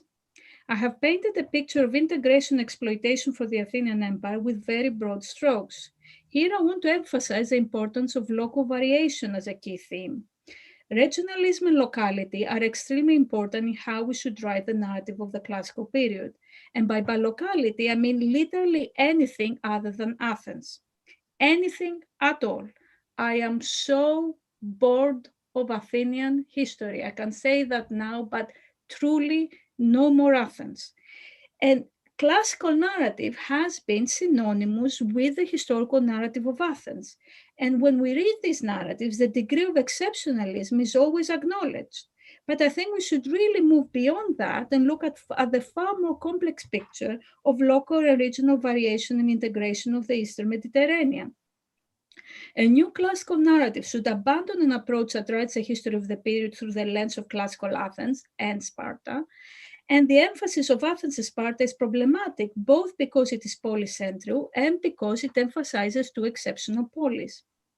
Archaeological discourses are much better in promoting theoretical approaches that encompass the complex interplay between regionalism and locality, and therefore are much better in not being restricted by a polycentric narrative. And I think we should take more from archaeological approaches that emphasize locality and regionalism as key special focus through which narratives are written. Now, my last point has to do, which is about agency, and this has to do with the problems and the limitations of our literary sources and their impact on a polis, and here read Athenocentric approach. And this is truly a problem. So agency and narrative. Traditional narratives of the classical period reflect very much the preoccupations of the main literary sources from the period. That is understandable. We write our history based on the sources that we have. However, classics as a discipline is now hundreds of years old. History too as a discipline is considerably old and has experienced a number of paradigm shifts and scientific revolutions in Kuhn's models over the years. Can we really use as an excuse about our viewpoint in relation to agency and narrative, the limitations of our sources for the kind of narrative that dominates our discipline? I have already mentioned the focus on the polis as an interpretative model and the focus on the two exceptional polis, Athens and Sparta, as two key problematic aspects of the classical narrative. I now wish to throw at you another aspect of the problem of the classical narrative, that of its citizen male perspective. And I should say here, other than Katerina, who gave the introduction, I'm the first woman to give a paper after almost 2 days. And in all the papers, we really didn't hear about the other half of the population, which is women. We heard briefly about the nurses breastfeeding, but really, and understandably to a certain degree, our view has been male focus. And this is a problem because even within the polis model, the narrative adopted is very much of the adult male citizen. This can be explained through the nature of our literary sources. Thucydides, Herodotus, comedy, tragedy, speeches, all our written sources have the adult male citizen as a primary authorial voice, even when in the case of drama, the authorial voice adopts other points of view, such as that of the women, the children, or the slaves. The modern classical narrative has been adopting this authorial view almost wholeheartedly. Even when our research focuses on the other, and it's so patriarchal to call all the non-male citizen classes of population other, thereby normalizing the male privilege embedded in this research. There are many layers to this focus, the male citizen, and consequent absence of historical agency to non-male citizen groups. So let's unpack them. First of all, one of the problems is the normalization of male privilege through our adoption of those authorial voices and by calling everything else the other. As our society begins to deeply question male privilege and toxic masculinity to an unprecedented degree, especially in 2020 and especially in the Me Too era, we too as a discipline need to examine far more critically our research narratives than ever before. Male privilege and its evil twin, white privilege, is unfortunately at the heart of classics as a discipline, especially in debates in the States, but also in the UK and increasingly in constructions about European superiority as well. And recent events about the developments of our discipline that talk about male privilege and white privilege are opening up this debate. We, as constructors of narratives of the classical period, cannot stay outside this discussion. We need to push the agenda even further if we are to produce a classical narrative that stops perpetuating and normalizing male privilege and toxic masculinity. I think that the recent debates about the concept of citizenship is a very good way forward. Now, the more we adopt inclusive narratives that go beyond the adult male citizen of Athens and Sparta, and not in an exclusive manner, i.e. the women in classical Athens, which excludes slaves, or the slaves in classical Athens, which excludes women, and so on. And the more we write with intersectionality in mind, the better and more original the outcome will be. To do that, however, we need to move beyond the male narratives of our sources and look at inscriptions, artifacts, and neglected texts. This is not to deny that much of, if not all of what I've said, already takes place in our discipline in terms of research. Perhaps interestingly, more so in the Hellenistic period than in the classical, where in the classical narrative, the regions so in the Hellenistic period, regions beyond the south of Greece are prominent in the narrative, and subaltern groups, women and slaves and so on, are also visible. And the writing of microhistory stressing agency is also a prominent methodological approach. But for the classical narrative, I think we are slightly behind. And we need to do this urgently. And this is one of the rare occasions where I have found myself disagreeing with what John Davies has written. He wrote in 2018 that those disciplines, that is the social sciences, have a public role and audience. Most ancient history, frankly, does not. And I think that to a certain degree is true. But unfortunately for our discipline, there is one area where ancient history has a massive impact on the contemporary audience, and that is the modern narratives about white supremacy and the superiority of white European culture over the other normally Oriental or third world cultures. And I want to show you one thing, although I actually dislike the image. But considering this was the week where Golden Dawn, the neo-Nazi organization in Greece, finally had their verdict and they were found guilty for running a criminal organization, I could not talk about this. So I'm talking about classical narratives as constituent elements in the construction of European superiority against Oriental culture. And obviously there are many quotation marks into here. Spartan symbols appropriated by alt-right neo-Nazi groups in the States and elsewhere. The appropriation of the Battle of Thermopylae by Golden Dawn and throughout, white supremacists around the globe as a moment, a fundamental moment in time where the European superior white stops the Oriental wages of, barbarians entering our European civilization and so on. I was asked back in March to the BBC to go to the radio and talk about why the European Research Group, that is the Tory Brexiteers group, have adopted the term the Spartans to describe the group. And the only answer I could find as to why the Tory Brexiteers are called the Spartans was because of this embedded association between white British upper class males and classical education. I'm thinking here primarily of our Prime Minister Boris Johnson. But also, so that's one interpretation. The other interpretation is the association between conceptions of the 300 at Thermopylae as bastions of European civilization against the cultural, the Oriental barbarians hordes from the East. that's in Britain. In Greece, the neo-Nazis have adopted Thermopylae as one of their key points in their narratives of history, of classical Greek history, as to why, white supremacy ideas matter. And if you are quick to dismiss them as the Nazi thugs that they are, I can say that the use of Thermopylae more widely as an example of holding up European superiority against the Eastern invader has been spread throughout Greek society, as shown by tweets by prominent politicians and other cultural figures back some months ago, when we had a wave of about 500 to perhaps 1,000 refugees crossing the border from Turkey onto Greece and being stopped by Greek army and neo-Nazi groups. And the tweet said, "Good for our youth holding up Thermopylae up on the borders with Turkey," when they were in fact stopping women and children crossing over to a more friendly country. And for such horrendous appropriations of history, there has to be a reply. We as a disciplines are the only ones who can produce such a reply. How we write the classical narrative now matters more than ever before.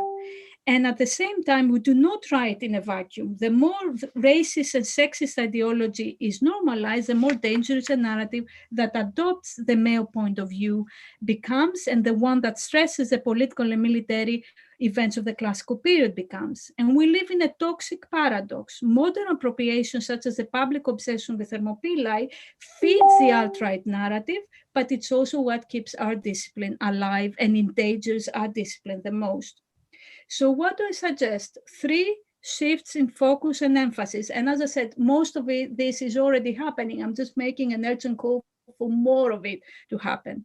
A shift in chronological spans that emphasizes continuities and downplays the exceptionalism of classical Greece along the lines of what we have been discussing today, the kind of broader changes that we see from the Archaic period down. And I think the adoption of the Brodelian middle duration rather than history of events would serve us really well here. The second thing I suggest is a shift in geographical focus that emphasizes geographic variation, regional connections, and moves away from the polis model of ancient history. And finally, a shift in narrative agency that not only includes all population groups, but stops talking about them as the other. This would mean a move away from political and military narrative, and we should look at the lives and experiences of all social groups through an exploration of the everyday, using microhistories as a valuable methodological approach. The history of consumption, religious participation, food, and the relationship with the environment as suitable historical phenomena that are not exclusively male or citizen-oriented. Thank you. Thank you very much, Christy. You see, you are the first woman speaker. You have exceeded the time of your presentation, but you did that when you started talking about agency. So I privileged as a woman your point of view, and I refuse to cut you. But I'm afraid that now we have less time for discussion unless the organizers decide differently and we shorten the break. Anyway, it is almost 6 o'clock now. According to program, we have 15 or 17 minutes for discussion. But if the organizers would like to extend the discussion time, then I'm happy to do that, whatever you suggest. Anyway, I have already seen few raised hands. So the first hand that I have seen is actually from an attendee who's called Iphigenia Pangali or something like that.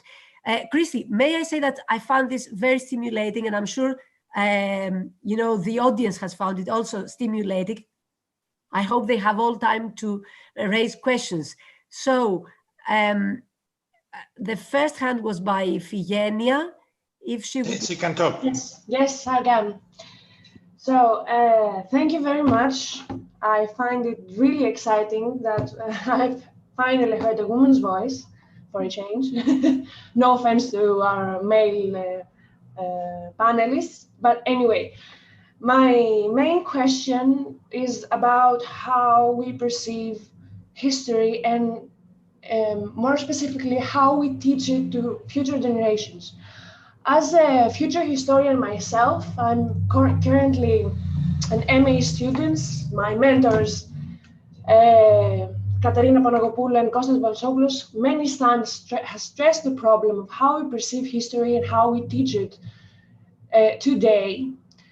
And it is a problem I have myself on how we change history from now on. How can we prevent future generations from adoring Leonidas or figures like him, and how we prevent them from idolizing men in our history. So yes, that is my question. How do we teach it? How can we change the history books in at school that used to idolize men, and as you called it, but which I would like you, if you could, to elaborate on what toxic masculinity is, and please answer me, how do we do that? Thank you.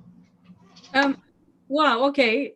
That is the biggest question that anyone can answer, and I've already run my time. So how do we do history? I mean, I would start by saying the most important crucial point is to understand that history is not created in a vacuum, but is a product of the social and political conditions we live in, and there is no objective approach to history. And the moment we realize that, and we see the political implications, the cultural implications, the social implications of how we do this, we can start talking about the issues that become apparent. Now, whether someone wants to idolize Leonidas, I cannot stop them. I think they're idiots, but I can just talk about that. You're an idiot idolizing that, and you're an idiot watching 300 and saying this is Sparta and kicking the ambassador down the well like the film, and thinking these are such great moments of our, talking about as a Greek, as our national history.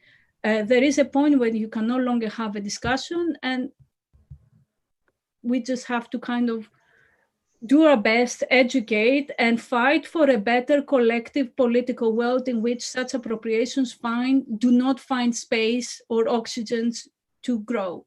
Now, toxic masculinity, most masculinity is toxic, but in 2020, I would say the narratives about the role of the ancient Greek male in constructions of masculinity along the appropriations of the alt-right become particularly toxic. And it's a huge discussion. Let's have a chat at another point, or indeed at the wall that Katerina suggested.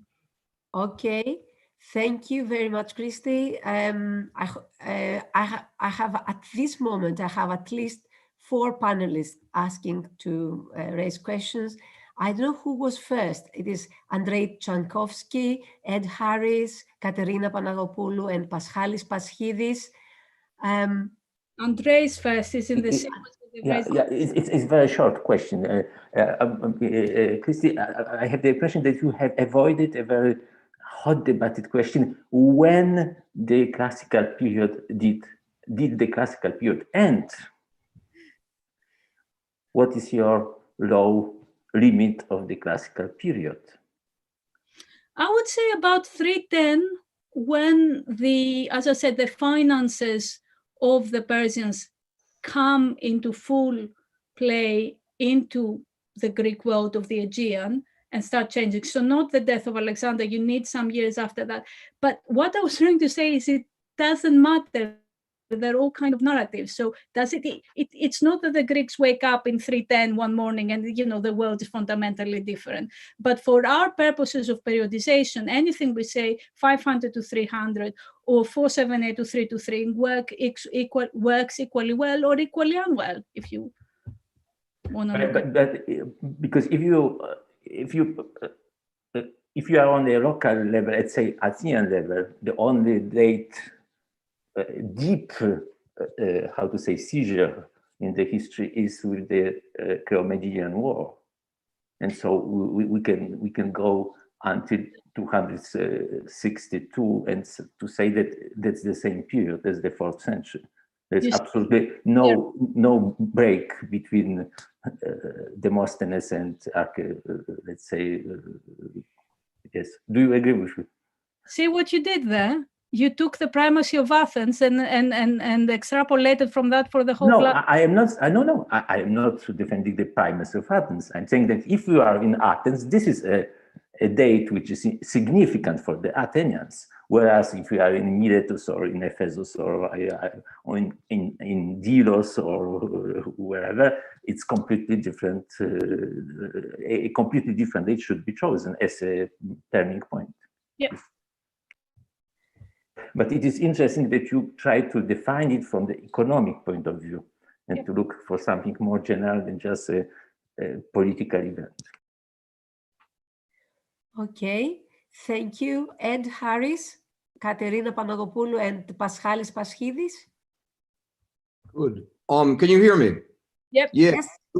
Christy, thank you very much, because I totally agree with you that and it struck me previously that the one thing that's been missing in the papers so far is any discussion of gender, and that actually is very important. It's also a topic which has been debated back and forth. I mentioned it briefly before about whether the status of women kind of changes from the classic to the archaic to the classical period to the Hellenistic, and this has been debated. But on the other hand, I want to, having done this, I must say, and this comes down to a very practical question about how we teach our students. And I think you're absolutely right to kind of, bring it back to that. We need to think, we have conferences and that, but at the end of the day, we have to get back in the classroom and we have to basically think about how we're going to present this work to our students. And the thing is that most times when people are presenting a period or presenting Greek history, the question is where we start in terms of which space. And this is to a certain extent going to connect with certain things that Kostas Vlasopoulos has been talking about. It's very important. People behave differently in different spaces. And a lot of our, for instance, for the classical period, where are we beginning? Which space are we beginning in? And our histories will begin in the assembly. They'll begin in the council, or they begin on the battlefield. They may begin, for instance, in athletic competitions. But I think if we're going to get women into and not only women, but also slaves, get them into this general narrative, we need to start in a different place. And I would say that maybe the place to start is in the household. Because if we start in the household, which of course is still the basic kind of building block of the Greek community, wherever you go. I mean, whether it's the polis, whether it's not the polis, it still is the basic building block. And if you start there, women are very much a part economically, socially, in terms of marriage, in terms of, Kostas was talking about this yesterday, in terms of inheritance. And if we start there and then build out from there, build out from that kind of building block and organize our narratives in that way, women are there from the very beginning. Slaves are also there from the very beginning. And then also building into that narrative, as I think you alluded to, is another space which is very, very important, are the festivals and also the sanctuaries where women also play a part of the role. Thank you very much. Yeah, it's a very practical kind of suggestion, because I think we all wrestle with this about how to do it in practical terms. Thank you. This is, I mean, I talked too much, and thank you to Athina for letting me go on what is a massive rant, but I had to say it, someone had to say it. I ended exactly with what kind of history do we do? And I think the history of, I suggest, as consumption, religious participation, food, the relationship with the environment, exactly is what you're suggesting. You start from the household, you look into areas and arenas where you're not exclusively talking about male citizens. And I think there is a history to be written there, and it is up to us as a discipline to where we put the primacy over the narratives that we say. And if we put the primacy on the legal courts or the assembly, then we exclude large chunks of the population, and we're feeding into the kind of narratives that end up with horrible appropriations. So we need a shift in our focus, and the household is a good way. For me, it's also the relationship with the environment. So my new project is a social history of hunting, and there I see, women contributed in protein gathering from the environment. It's not just elite male hunting. So the moment you start thinking about everyone else, not just as the other, but as central to how you do history, completely new ways of approaching the same old text and the same old sources, I think, appear. Thank you, Christy. I must go on quickly to Katerina Panagopoulou, Paschalis Paschidis, and then John Davies. And we have two more attendees who would like also to raise a question. Okay, Katerina, please. Okay, yes. Christy, thank you very much. You did not just offer us a provocative paper, you actually blew off the classical period as we normally see it. That was very impressive. I mean, you prompted us to think in different ways. I will get back on your less exciting first point regarding the economic integration process. You will have to excuse me because I deal with, well, male mercenaries, soldiers in the period, and money and traders. So I'll have to get back to that. I absolutely agree that, you know, I mean, this entanglement process is starting with Athens in this particular period. And I think it is, my impression is that the imposition of taxation to people away from the polis, outside the polis, is a norm which transforms in a way that actually the economic patterns in the classical period. Previously, it was the Persian Empire which taxed specific cities within it. But now is the first time that we get an official imposition of taxation on the period of, you know, the Aegean cities.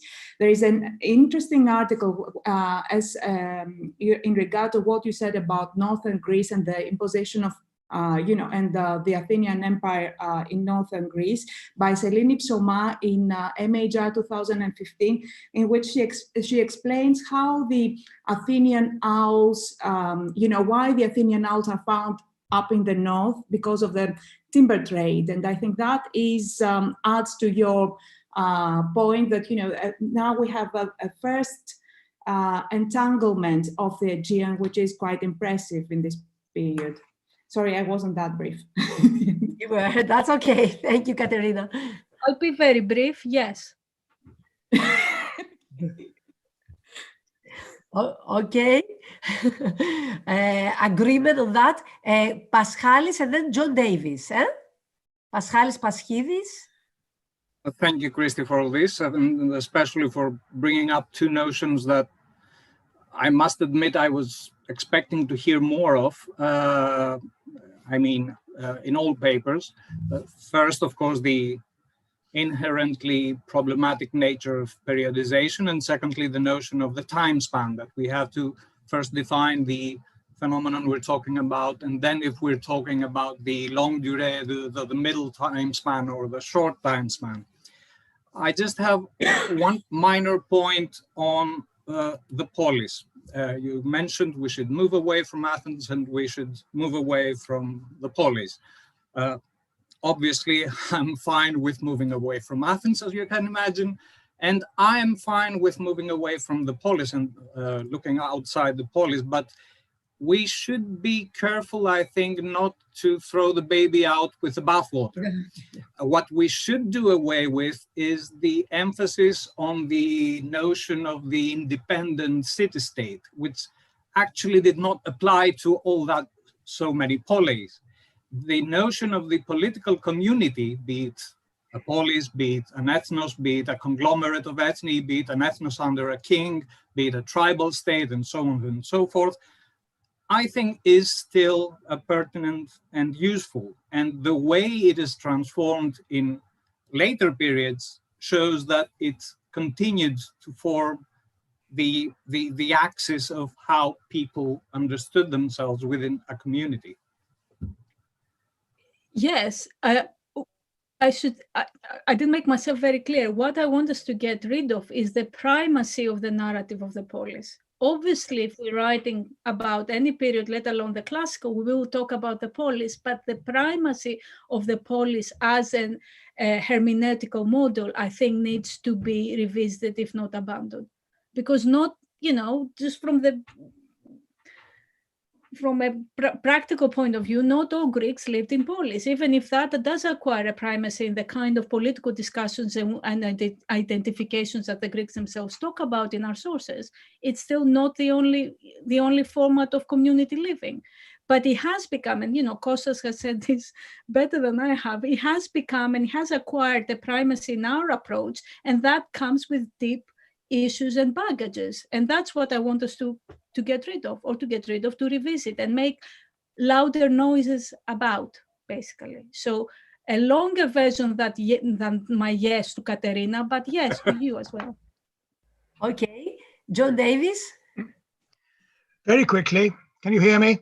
Yes. Right. I was going to say something about sanctuaries, but then Edward said it for me, so I don't need to say anything more there. I was going to add something a great deal more subversive than even what Christy has said just now, but I won't do that now. I may say it tomorrow. Please do. Yes. Please. Okay, you might not like this. All the faces that I can see at the moment are, in inverted commas, white. And all, with the honourable exception of Edward, but he may well call himself an adopted European, all of us are European. Ours is a very dangerously European profession. And I think, particularly in terms of present circumstances, we are therefore getting really rather vulnerable. Now, the trouble is that really recruitment of any other kind to the profession has to start from the bottom up.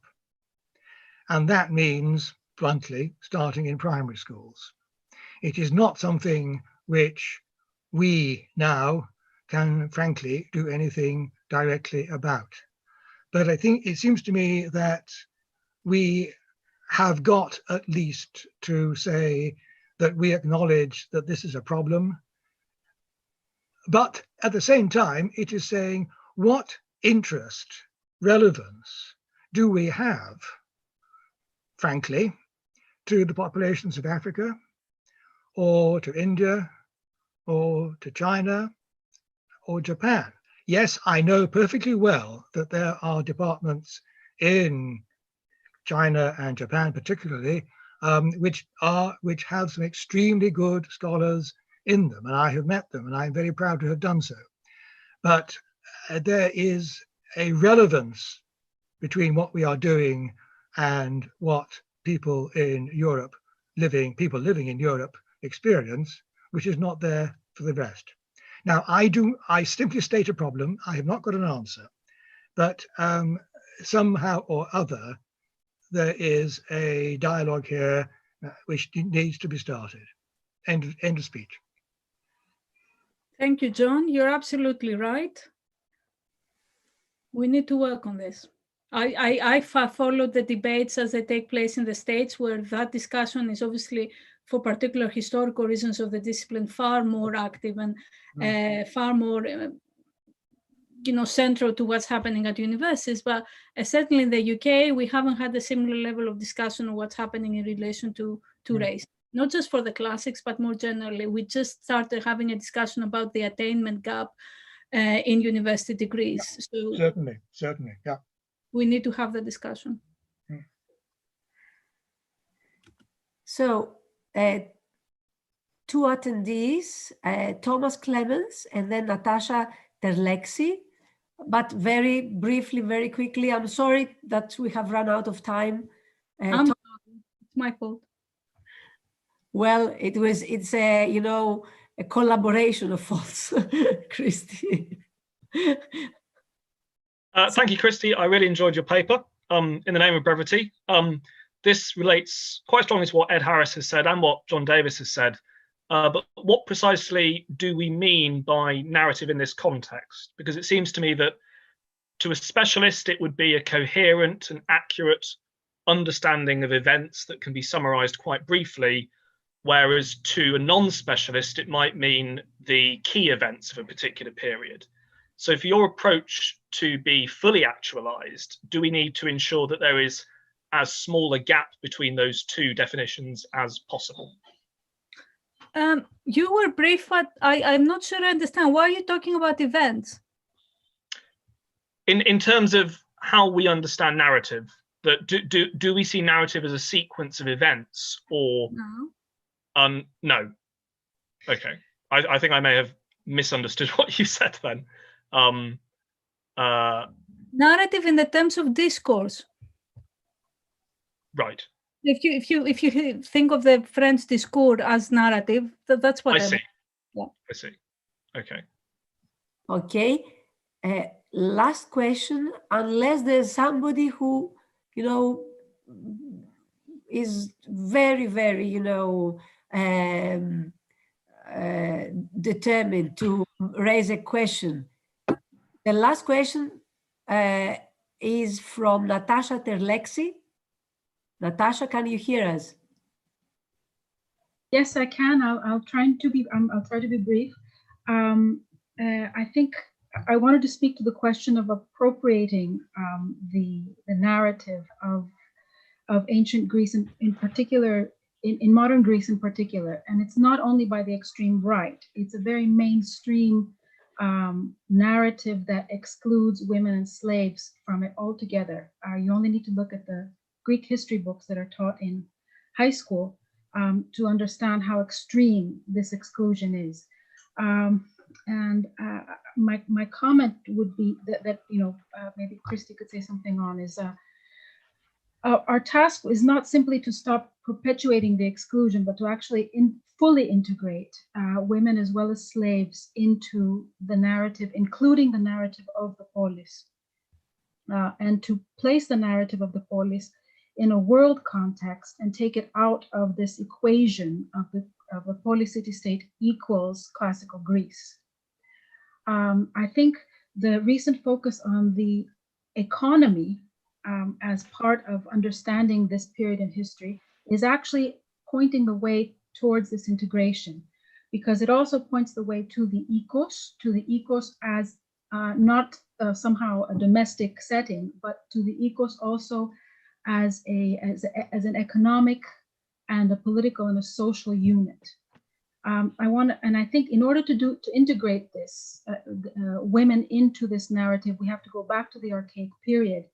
Some examples. I don't think, if we don't understand the consolidation of the family system, we can't understand the consolidation of hereditary classes through this period.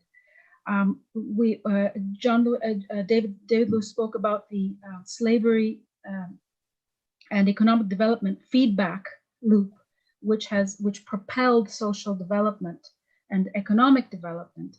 But the role of women slaves in this, as getting the loop started, has to be looked at. So when I'm giving these two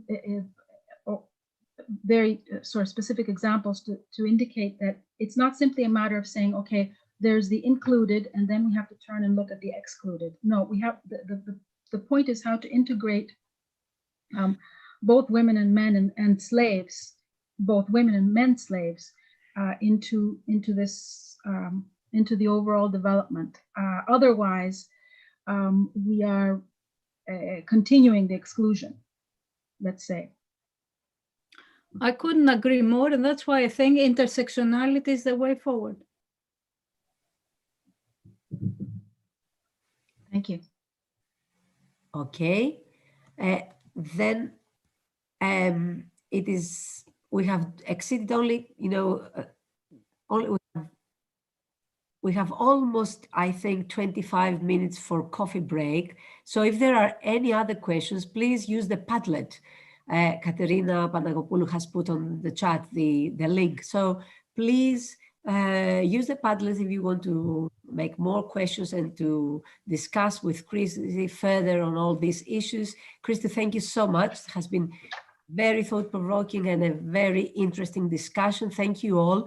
We will be here in 25 minutes. So enjoy your coffee, and we will be here in 25 minutes. Thank you.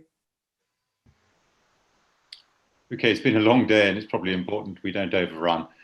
So perhaps we should start. And it's a great pleasure to ask Nikos Giannakopoulos to complete this day. Nikos teaches at the University of Athens and works on Roman Greece and on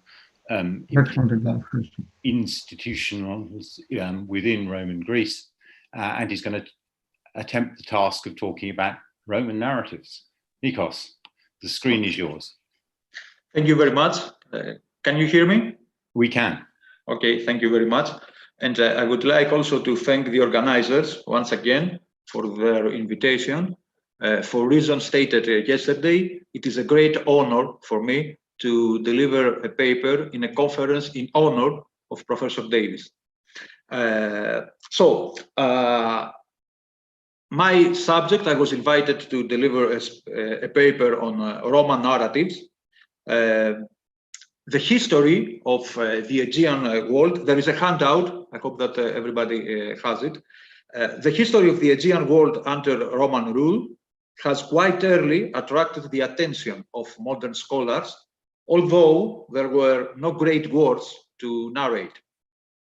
So there is a wide range, a great number of historical developments that have been examined from an equally rich variety of angles: provincial administration, civic life, economic conditions in Roman Greece and in Roman Asia Minor.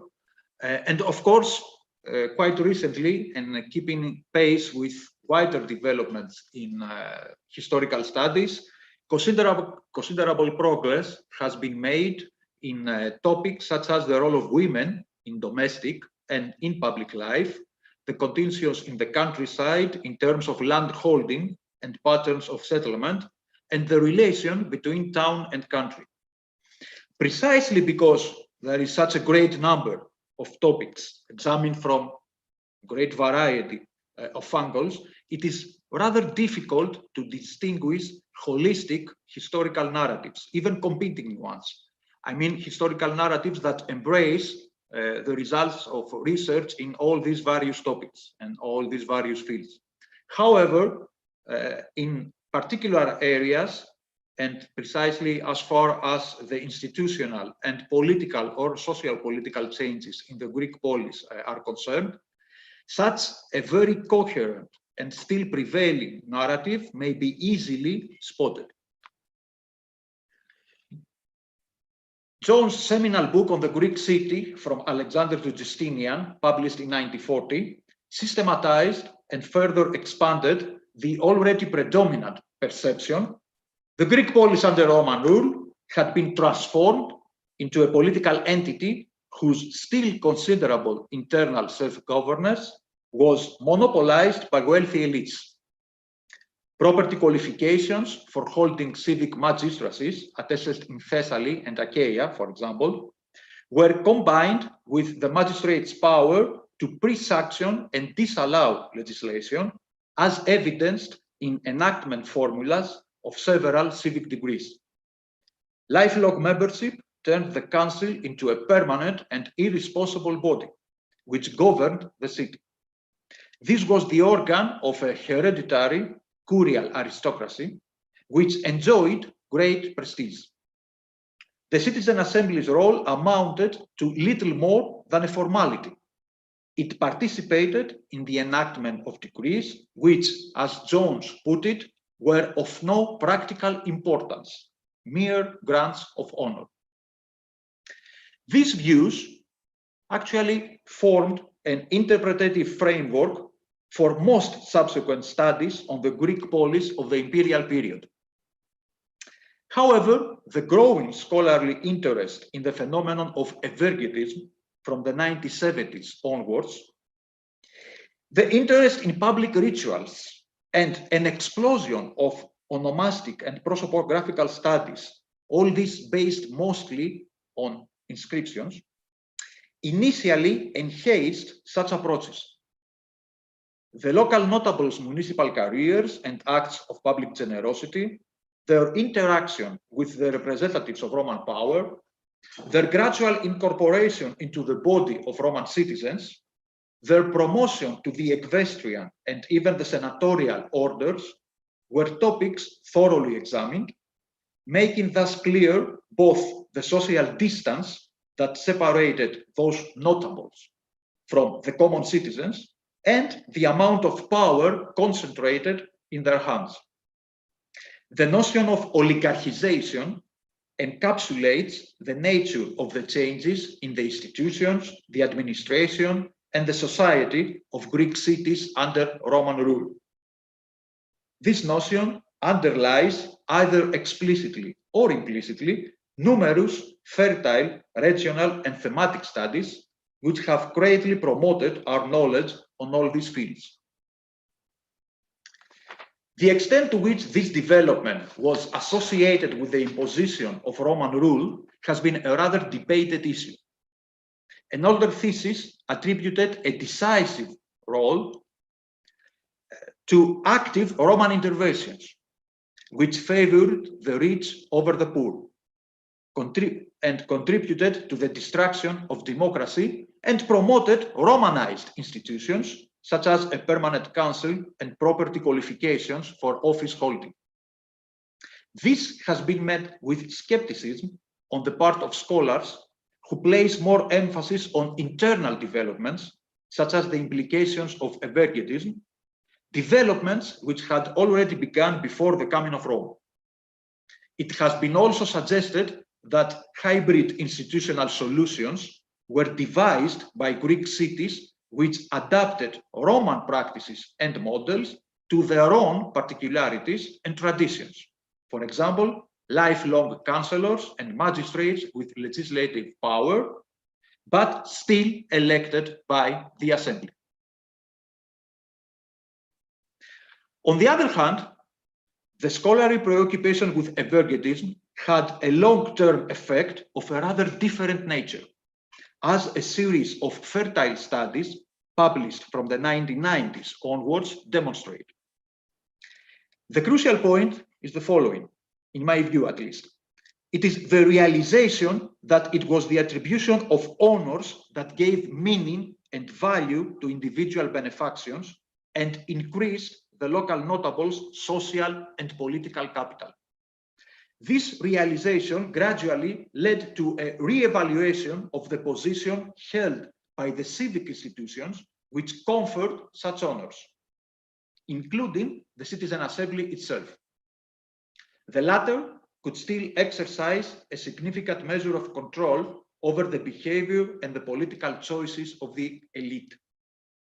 In this respect, it has been recently suggested that evergetism actually provided common citizens with a means to reaffirm entitlements inherent in their citizen status, and ultimately gave to the rule of local elites a publicly proclaimed popular legitimacy.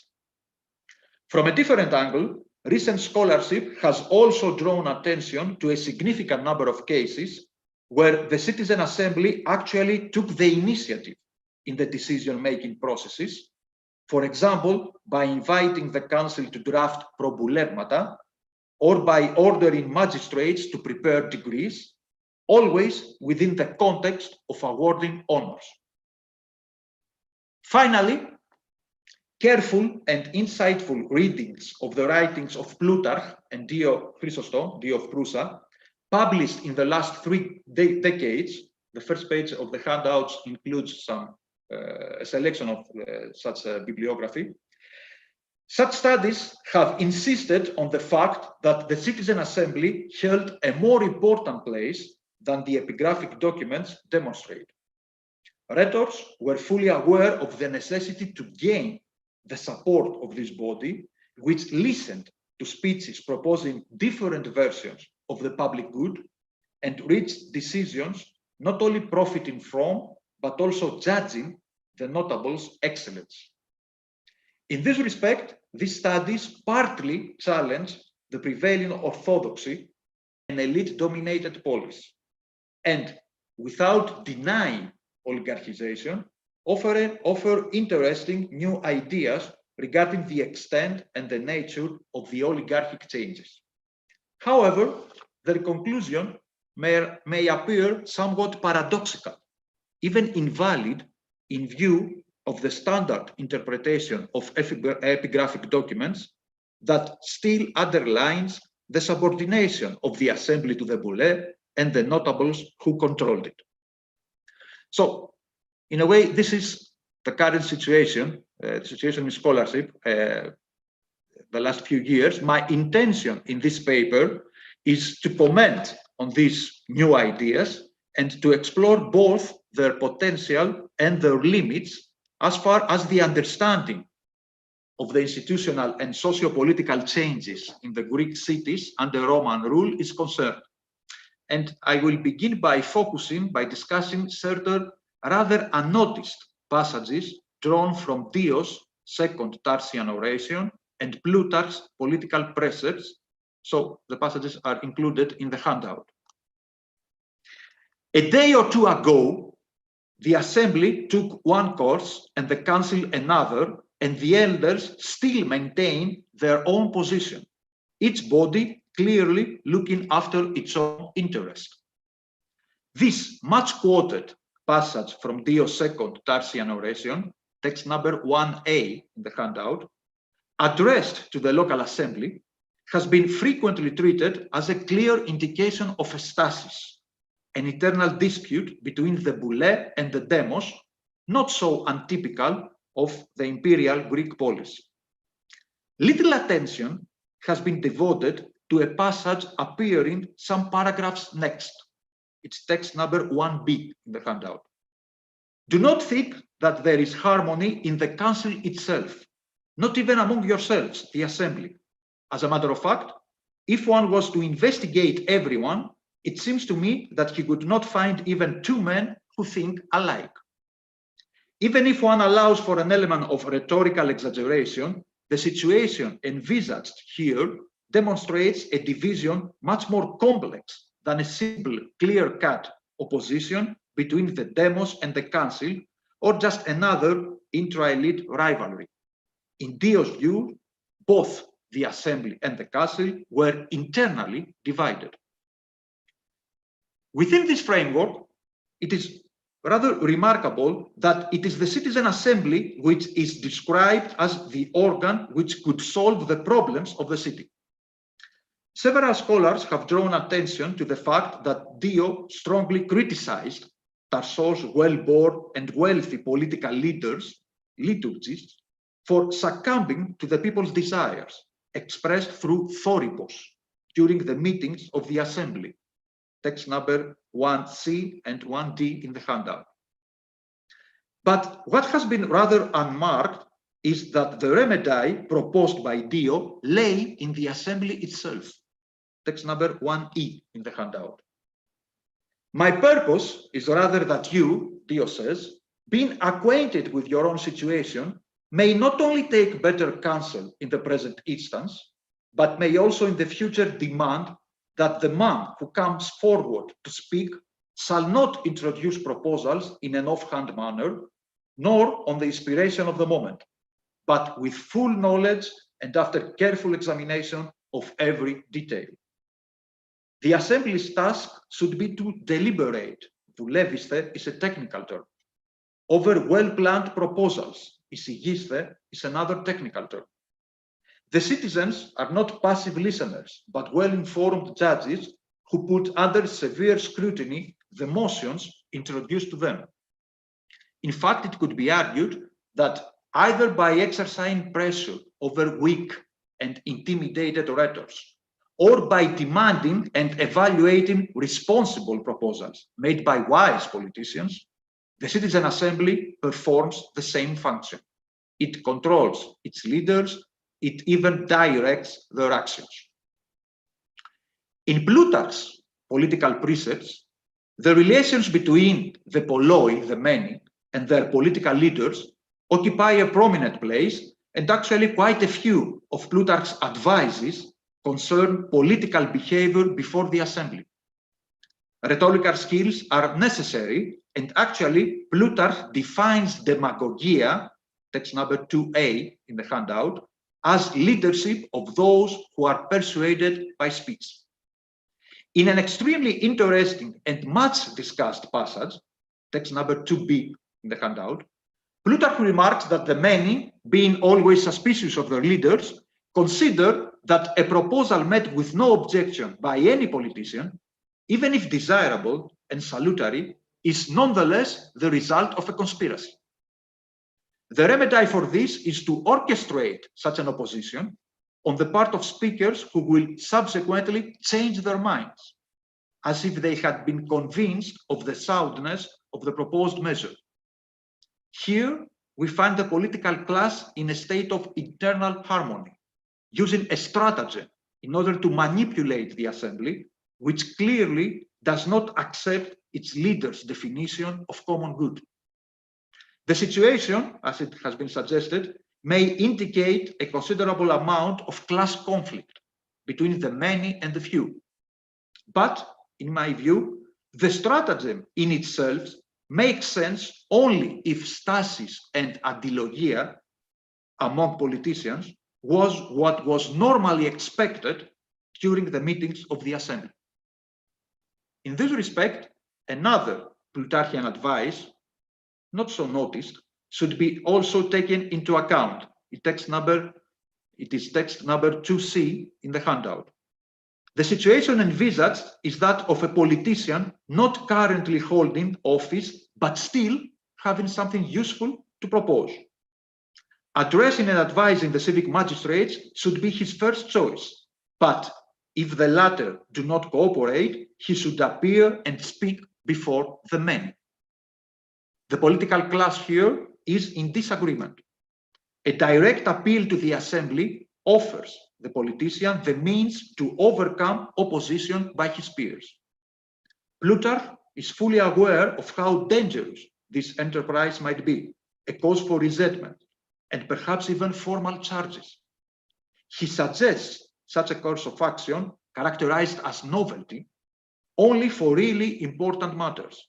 But the underlying assumption is that the assembly could, in fact, examine, deliberate, and reach decisions or proposals not supported by any probulegma, but directly submitted to it by an active politician who did not hold any office and was at odds with the civic magistrates.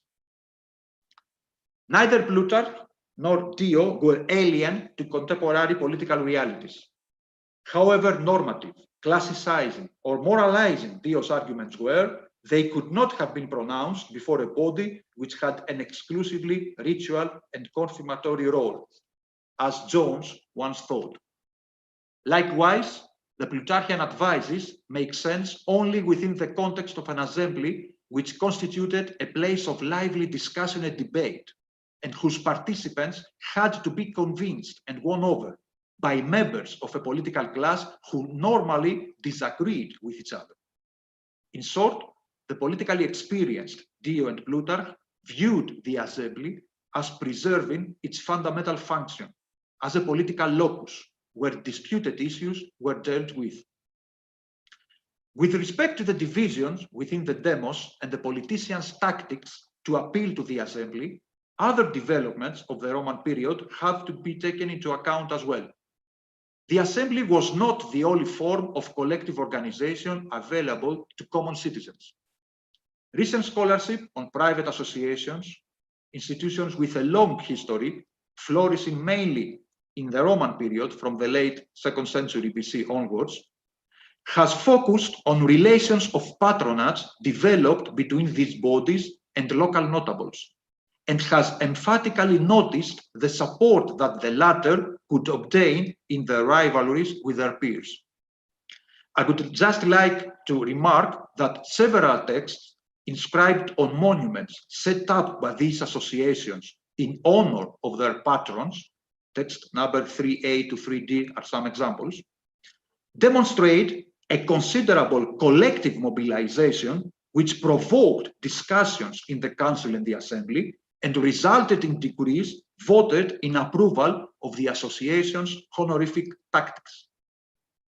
Without doubt, such mobilization could have served other purposes as well, including organized support for the association's favorite politicians against their opponents during the meetings of the assembly. The Roman Emperor Trajan characterized the Bithynian associations as heteria, choosing a Greek political term with obvious connotations of factionalism and stasis. The association's well-documented personal affiliation to prominent public figures may explain this choice. For politicians wishing to appeal to the many, there were new ways for constructing networks of followers.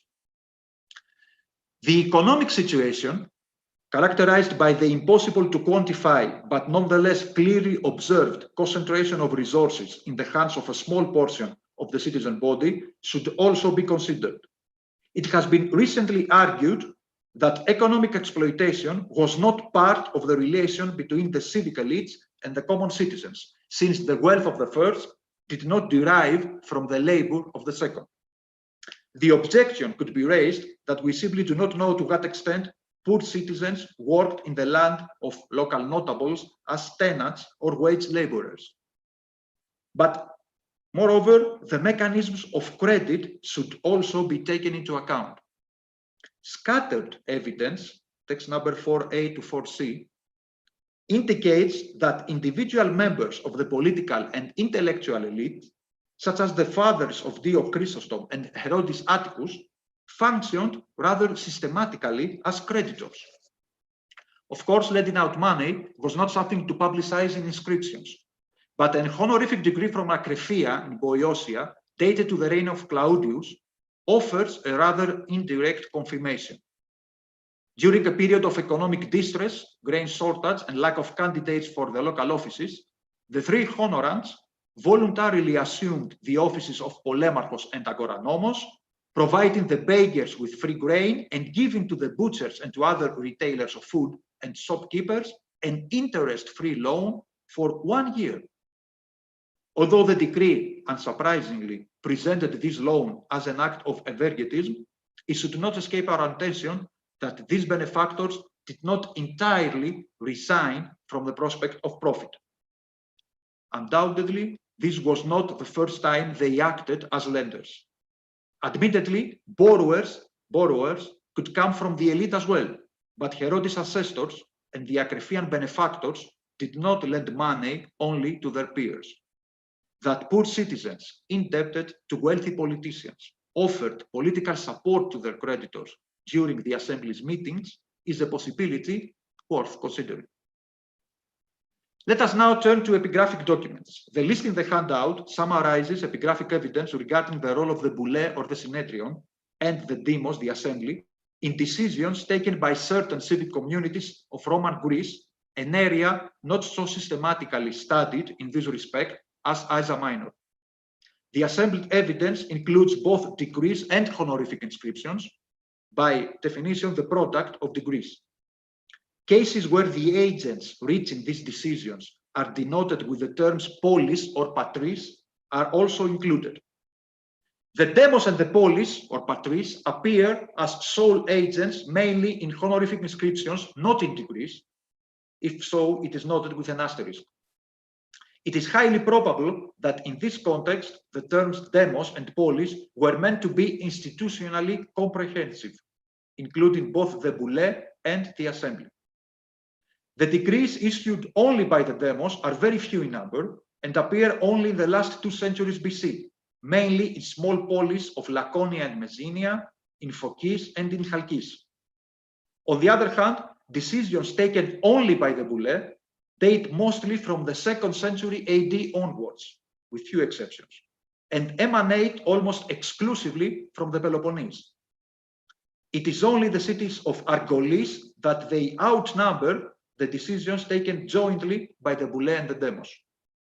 It is indeed very interesting to note that the boule emerges as an exclusive deliberative organ several centuries after the establishment of Roman rule and only in certain areas of Roman Greece. Temporal and local variations have to be taken into account in assessing the change towards oligarchization. But actually, it is the collaboration between the citizen assembly and the boule that continues to characterize the decision-making processes throughout the Roman period.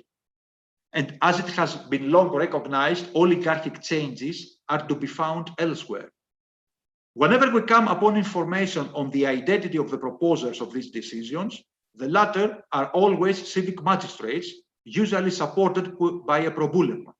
Text number 6a to 6e are some examples. Moreover, there is no testimony for any kind of debate and discussion during the meetings of the assembly, as opposed to what happens in the meetings of the boule. An inscription from Chalkis shows that an initial proposal was further modified by a chancellor who spoke in favor of transferring the awarded honors to the descendants of the original honorant. It is this kind of change that has led successive generations of scholars to describe the citizen assembly function as passive and merely confirmatory. But as noted above, this conclusion contradicts contemporary literary evidence. So is there a way out of this paradox? Do inscriptions really demonstrate a passive demos with no significance at all?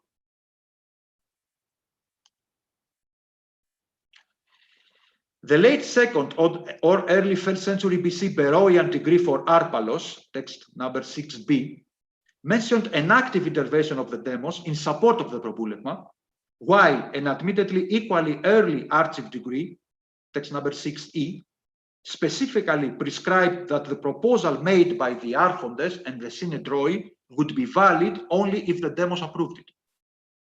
A 2nd century AD Delphian decree for the distribution of public land, text number 6f, included the demos among the civic organs with the potential power to abolish it. Moreover, when the citizens were recorded to have approved probulevmata, they had done so by means of an individual vote, raise of hands. Even when acclamations were recorded, as in the case of the Chalcidian inscription, the members of the assembly had been actually asked to vote. The rules prescribed that citizens expressed their opinion actively and individually, not collectively. In short, it could be argued that what the inscribed decrees displayed is not a passive demos ratifying in a more or less ritual manner decisions already taken, but a citizen body actively expressing its consensus by using well-established traditional methods, like the individual vote. With respect to actual debates before the assembly, it is the limitations of epigraphic sources that need to be considered. Inscribed decrees and honorific inscriptions speak about the result of a deliberation that ultimately produced an agreed course of action, but do not provide much information on the stages that the deliberation went through. Moreover, such documents displayed in public the official vision of the polis for itself, its leadership, its other constituent parts. Unsurprisingly, unity and harmony were constant themes, while tensions and disagreements were normally, with some exceptions, suppressed. Finally, the overwhelming majority of these documents concerned evergetism, a historical phenomenon intrinsically connected with consensual politics. However,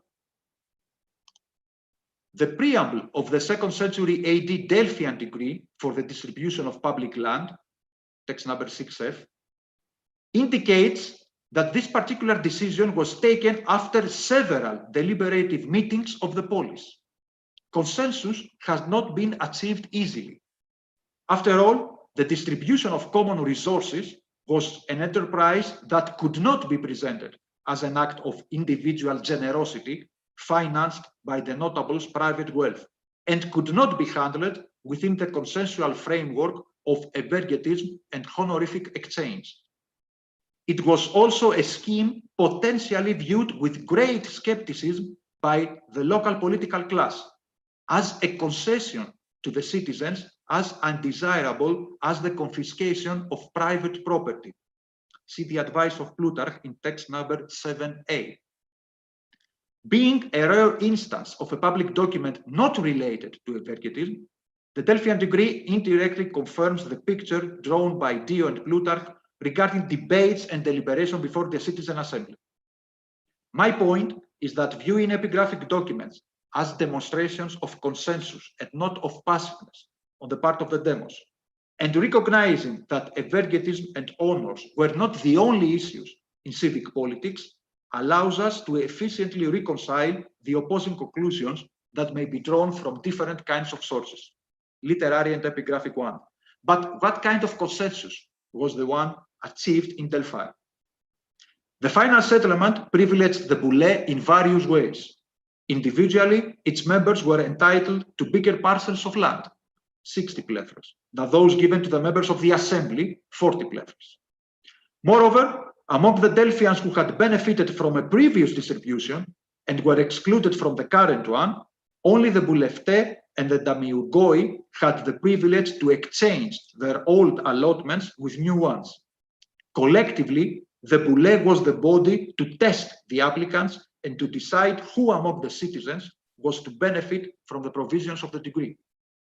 Hence, it was the boule that controlled access to the public land under distribution. The members of the assembly, although they had been part of the long deliberation process and had a share in the land under distribution, were in a clearly inferior position. A similar in content degree of Gazorus, text number 6a, confirms the predominant role of the boule in such enterprises, if not in terms of individual holdings, differentiation in relation to status not prescribed here, at least in terms of control over the whole process. The councillors alone decided which citizens were entitled to have their own share in the distributed land. The demos voted to accept these decisions. In both cases, power of allowing access to common resources was attributed to the boule as a collective organ. Individual councillors could use this power in order to safeguard their own interests and those of their personal followers. This indicates that the nuances brought to the narrative of a polis dominated by its local elite have to be nuanced as well. In critical moments, the local notables knew very well how to defend effectively their collective interests without facing any serious resistance. This was indeed a profound long-term change of oligarchic nature. It is in this respect that the presence of Rome was decisive.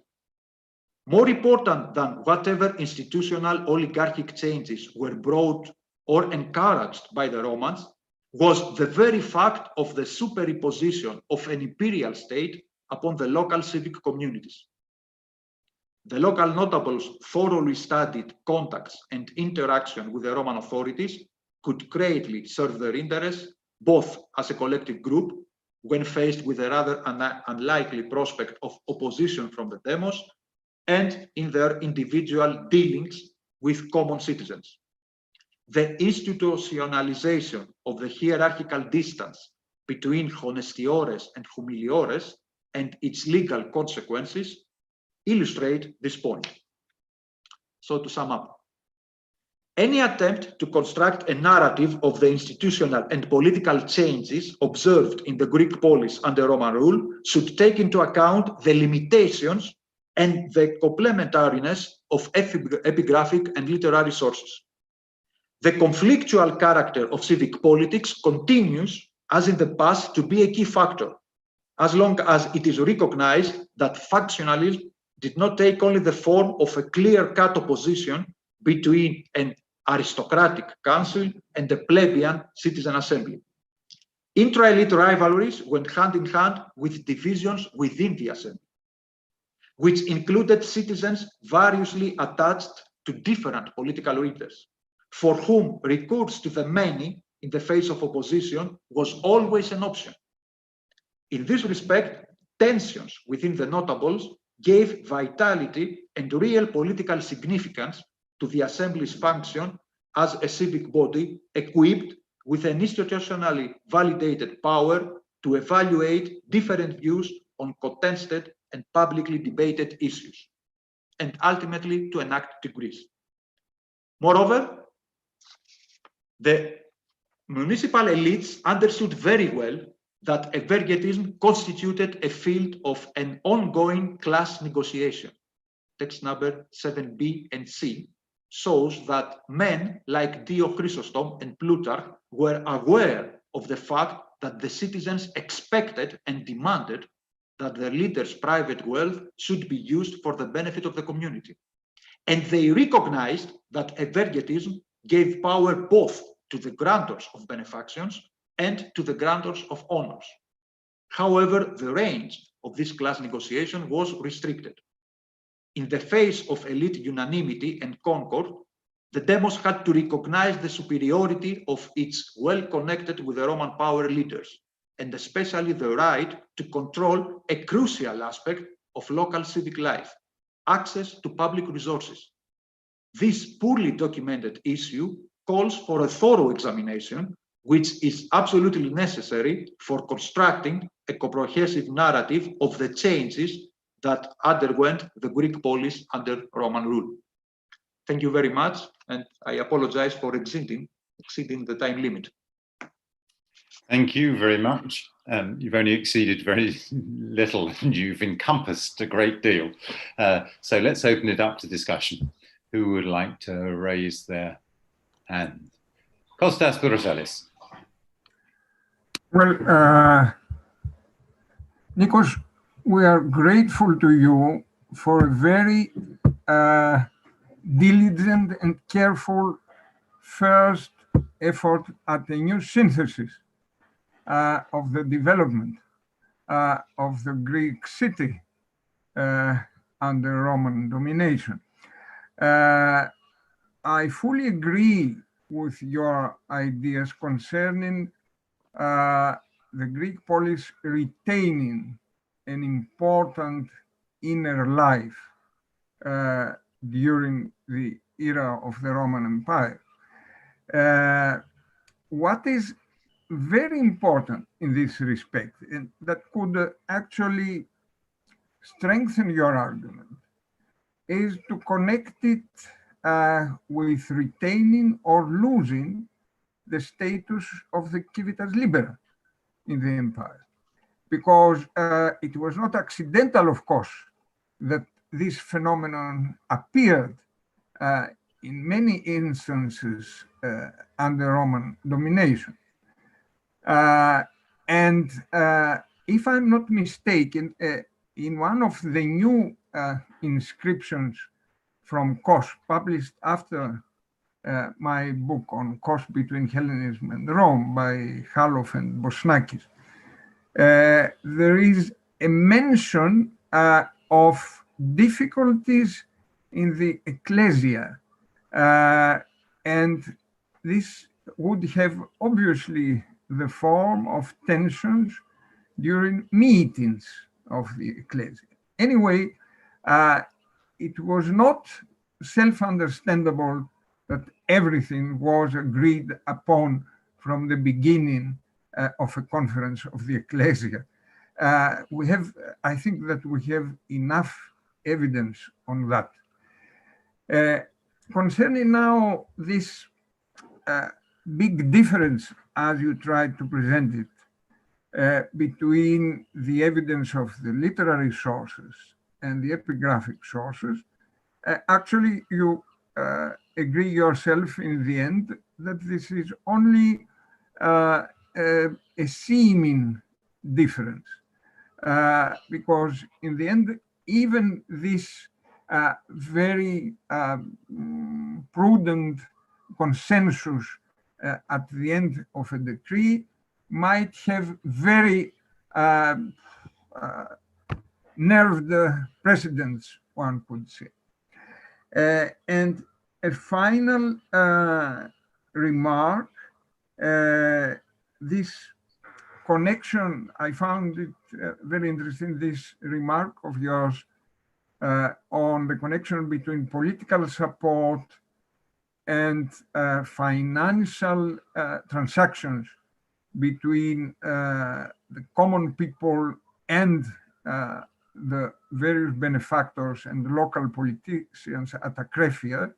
I have the impression that we might spot further such instances in transactions going on in Greek cities under the Roman Empire. just these remarks. Go on. You are on a good track. Thank you. My point regarding the differences in literary and epigraphic evidence has to do mainly with the fact that they approach the reality from different perspectives, from different points of view. For example, and we have to combine this evidence. For example, it is impossible to write about Athenian democracy without taking into account both inscriptions and Demosthenes, for example. Okay. So when we read speeches delivered in the assembly, we expect to find arguments and counter-arguments and to find attempts to persuade the assembly and attempts to overcome opponents. This is clear in Dio's speech. Such things are rather absent from inscriptions. Sometimes we can spot only implicit mentions of tensions within inscriptions. The exception is when we have an external authority, the Roman governor or the Roman emperor, okay, actually criticizing the local community for not being able to keep an internal state of harmony. Okay, a final addition only. Take also notice of the very interesting and important, I think, also in this respect, habit of the acclamationes, of the acclamation of important citizens in Greek cities of the Roman Empire. They were highly important as political capital of the local politicians. And I think we might find cases where it is clear that they were exchanged for various or with various benefactions offered to the people. Thank you again.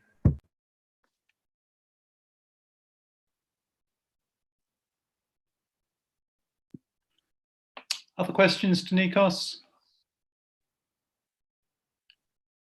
While I wait for other people to raise their hands, can I ask about chronology? And in particular, whether you think that the coming of the Principate changes the way in which the Romans interact and therefore encourages different sorts of behavior?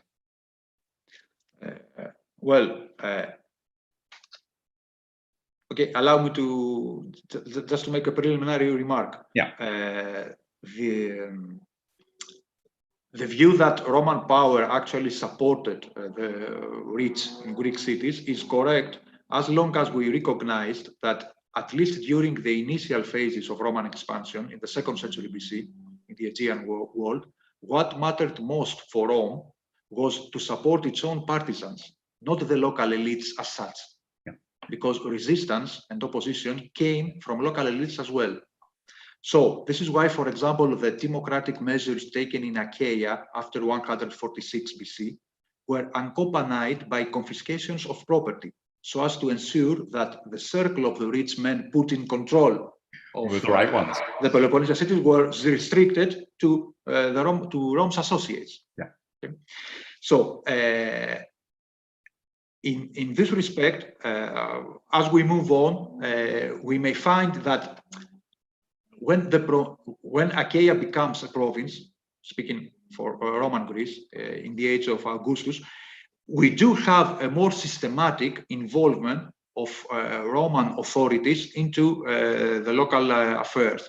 However, I cannot find evidence in Roman Greece of a direct Roman normative intervention.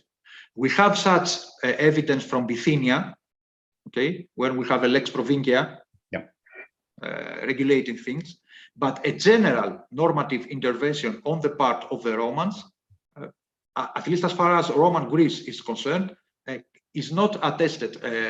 General measures were taken in the 2nd century BC, both in Macedonia and in southern Greece. But in my view, the important thing is to understand that these interventions had to do with securing that the partisans of Rome, not the rich as such, but the partisans of Rome, were in control of things. Thanks. Good. Edward. Actually, thank you, Robin. Celine's going to, my wife is here and she wants to make, Celine Soma, and she wants to ask Yanis a question. Sure. Celine, come in. Thank you very much. I could not attend the conference. This is the only paper I could attend because I have a very heavy program. Thank you very much for this very, very rich paper, Nikos. I have the impression that there is a difference between Asia Minor and Greece as far as the epigraphic evidence is concerned. Can you hear me? Yes, yes, of course. I'm trying to think how to answer. There are a lot of differences. A lot of differences. Because you have people, you have Dio of Prusa, who is commonly an Asia Minor person anyway, and then you have Plutarch, who is much more concentrated on, and what comes up is the difference between written epigraphic evidence and literary evidence. The literary evidence can say that all our wealth should be given, should be used for the community. But what the epigraphic evidence from Asia Minor, I have the impression from the little things I know about Roman period is that in Asia Minor I have the impression that all these things is a competition between the local elites. No? Yes, you are right. This competition is well attested in inscriptions, but not only in my view. However, recent scholarship has also emphasized the fact that this elite that there was a considerable amount of popular pressure for local notables to act, to perform what was expected from them, okay, to act as benefactors. These pressures may be observed both in Asia Minor.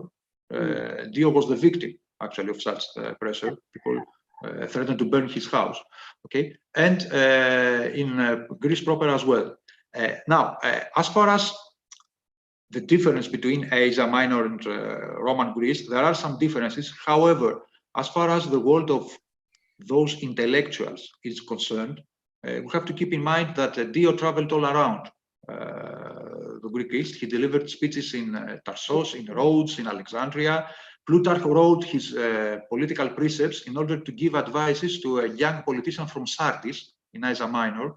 So I think it is quite fair to treat these pieces of literary evidence as evidence for the whole of the Greek polis in Greece and Asia Minor in the eastern part of the Roman Empire. Paschalis has made a very nice observation about the degree of the Batinae. Okay? That's another piece of evidence showing how crucial is to examine the distribution of public resources in order to understand how Greek political communities evolved during the imperial period, during the Roman period. And thank you very much for the answer. And I would like to say also that that makes us think of what is happening back to the Hellenistic period and back to the classical period, because for the Roman period, we have literary evidence. For the Hellenistic period, we don't have that literary evidence. And of course, for the classical period, we do not know why people helped their cities. And the Hellenistic period, the big period of ergotism after the 2nd century BC, we don't know, we don't have sources. We say how the community expects something from all these big benefactors. We just have the texts, and it's important. I think it's a very crucial point, the one that you made, and thank you very much for this. Manuela. Good, Robin. Do you mind if I just add something? No, feel free, Edward. Yeah, go on.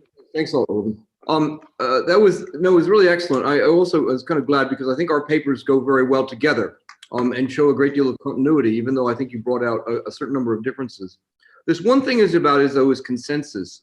I think because of modern dictatorial regimes, when we see anything that says, oh, well, 99% voted this or 95% voted this, we're very much thinking of the kind of plebiscites that took place, for instance, in Nazi Germany, which we know were not really kind of true expressions of what the German people felt. There is a very interesting, I think it was Bruno Snell made the comment that about these certain kind of plebiscites that andere Assen sagen ja, aber Deutschen Assen sagen ja. At any rate, those of you who are alive, John may remember this. At any rate, I'm not sure we should be suspicious of these, because Mirko Cannavaro has published a recent essay in showing that the procedures of the Athenian assembly, which we often think as being very kind of competitive and kind of divisive, were really aimed actually at creating a consensus. And the thing is, I think we also need to think about, and I think this is getting back to your point, Nikos, which is very good, is I do think the literary evidence and the epigraphic evidence are not necessarily at odds. Is that what we see with the decree is the end of a process. And literary sources help us to see all the steps kind of before that end of the process. And I think just because we see a lot of consensus at the end doesn't necessarily mean that there was a great deal of debate and actually kind of contestation going on before the end of that process, which is what we see in the inscription. So anyway, it's a very fine paper. Thank you very much. Just, if I may? Yeah, I do. Okay. Just a remark on this.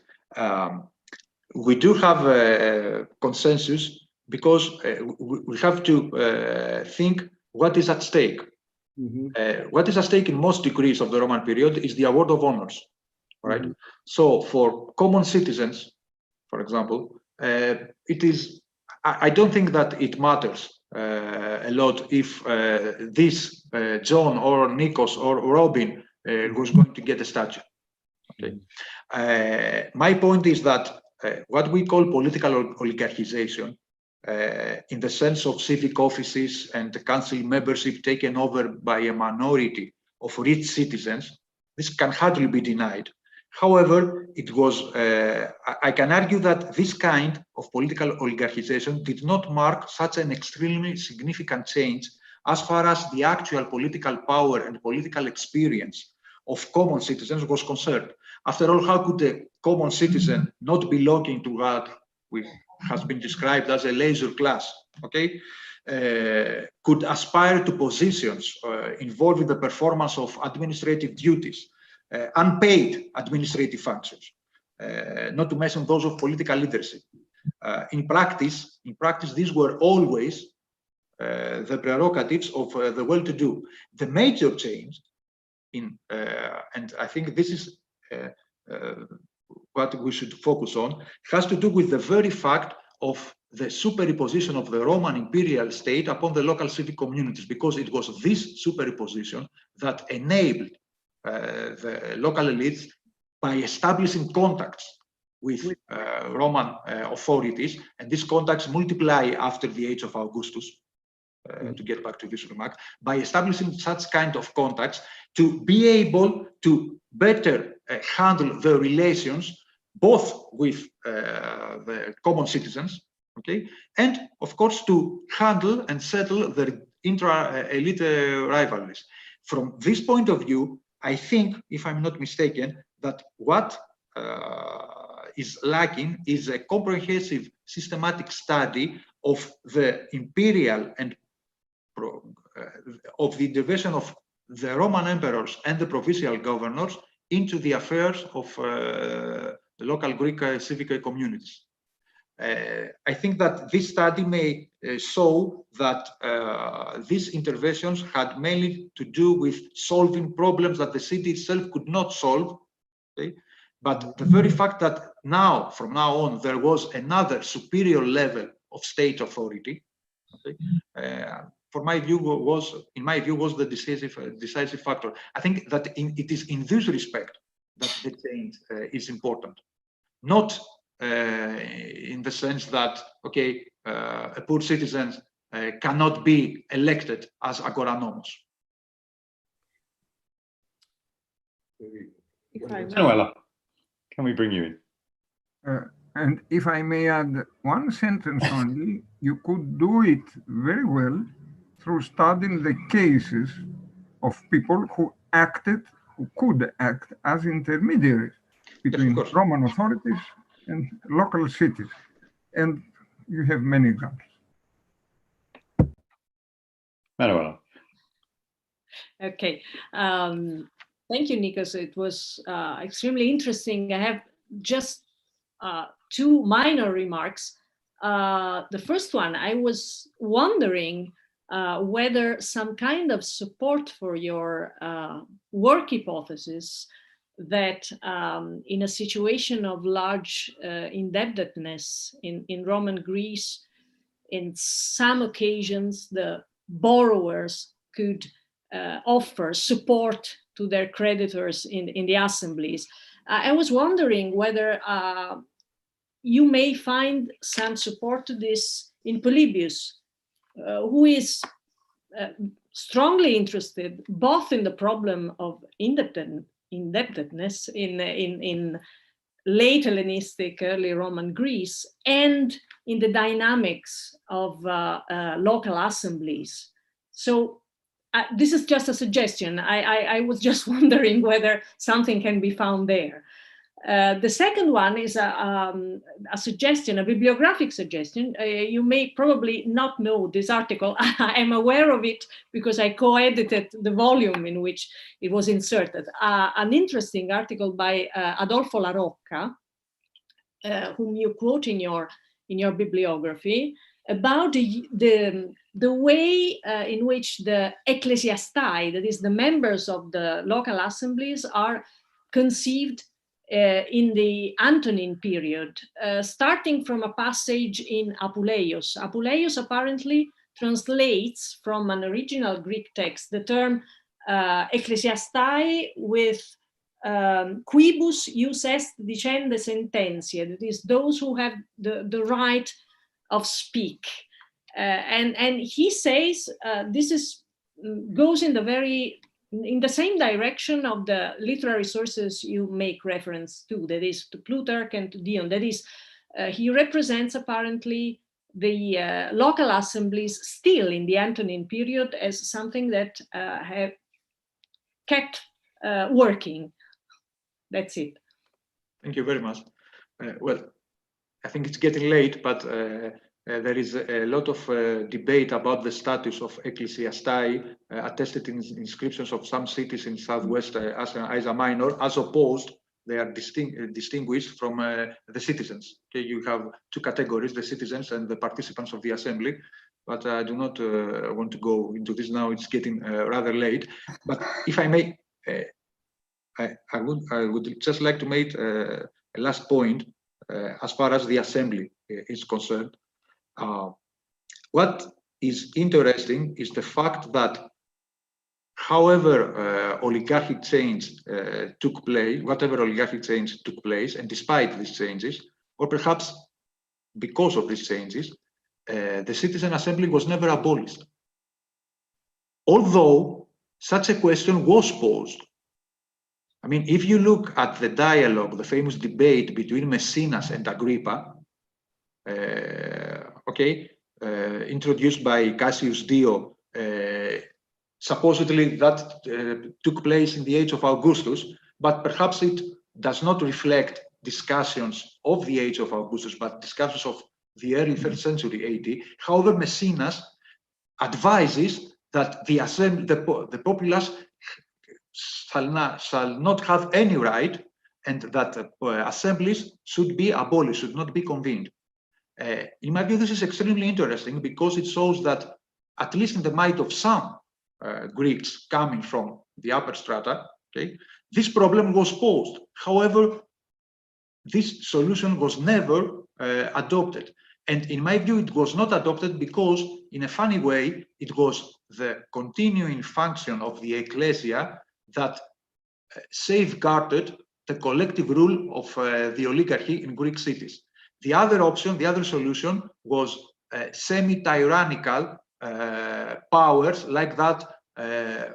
Remember Evericles in Sparta, some other figures, okay, in various Greek cities. And of course, Herodes Atticus was accused of being a tyrant in Athens, and it was the popular assembly, the citizen assembly, that in front of the Roman authorities, okay, articulated such charges. So to end with this remark, the Boulé then, the popular assembly should not be seen as opposing, but as rather complementary factors in the civic life of Roman Greece. Our time is really up, but I want to squeeze in Andre first. Andre, the final question of the day. Nico, thank you very much for this very rich paper. Just, I would like to comment one of your last remarks in the previous intervention, answer to questions. There is, from the institutional point of view, there is a radical change between a bull sorted by lot and a bull elected on some kind of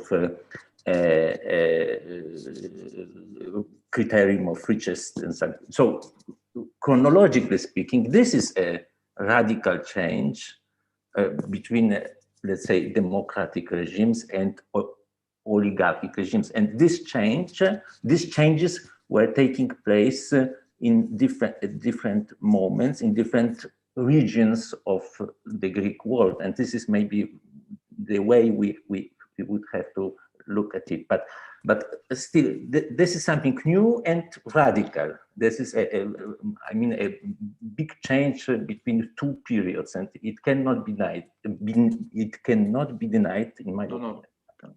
Yes, I totally agree. Okay. It's a very hard task being the last speaker of the long day, and so I'm used to it. We thank Nikos for retaining our attention and interest despite the long day. We thank all the speakers from this afternoon session, and indeed, I think the 44 people who are still left standing on the screen at the end of the day. If you've got the stamina, we start again at 10:30 tomorrow morning. Thank you all. Bye.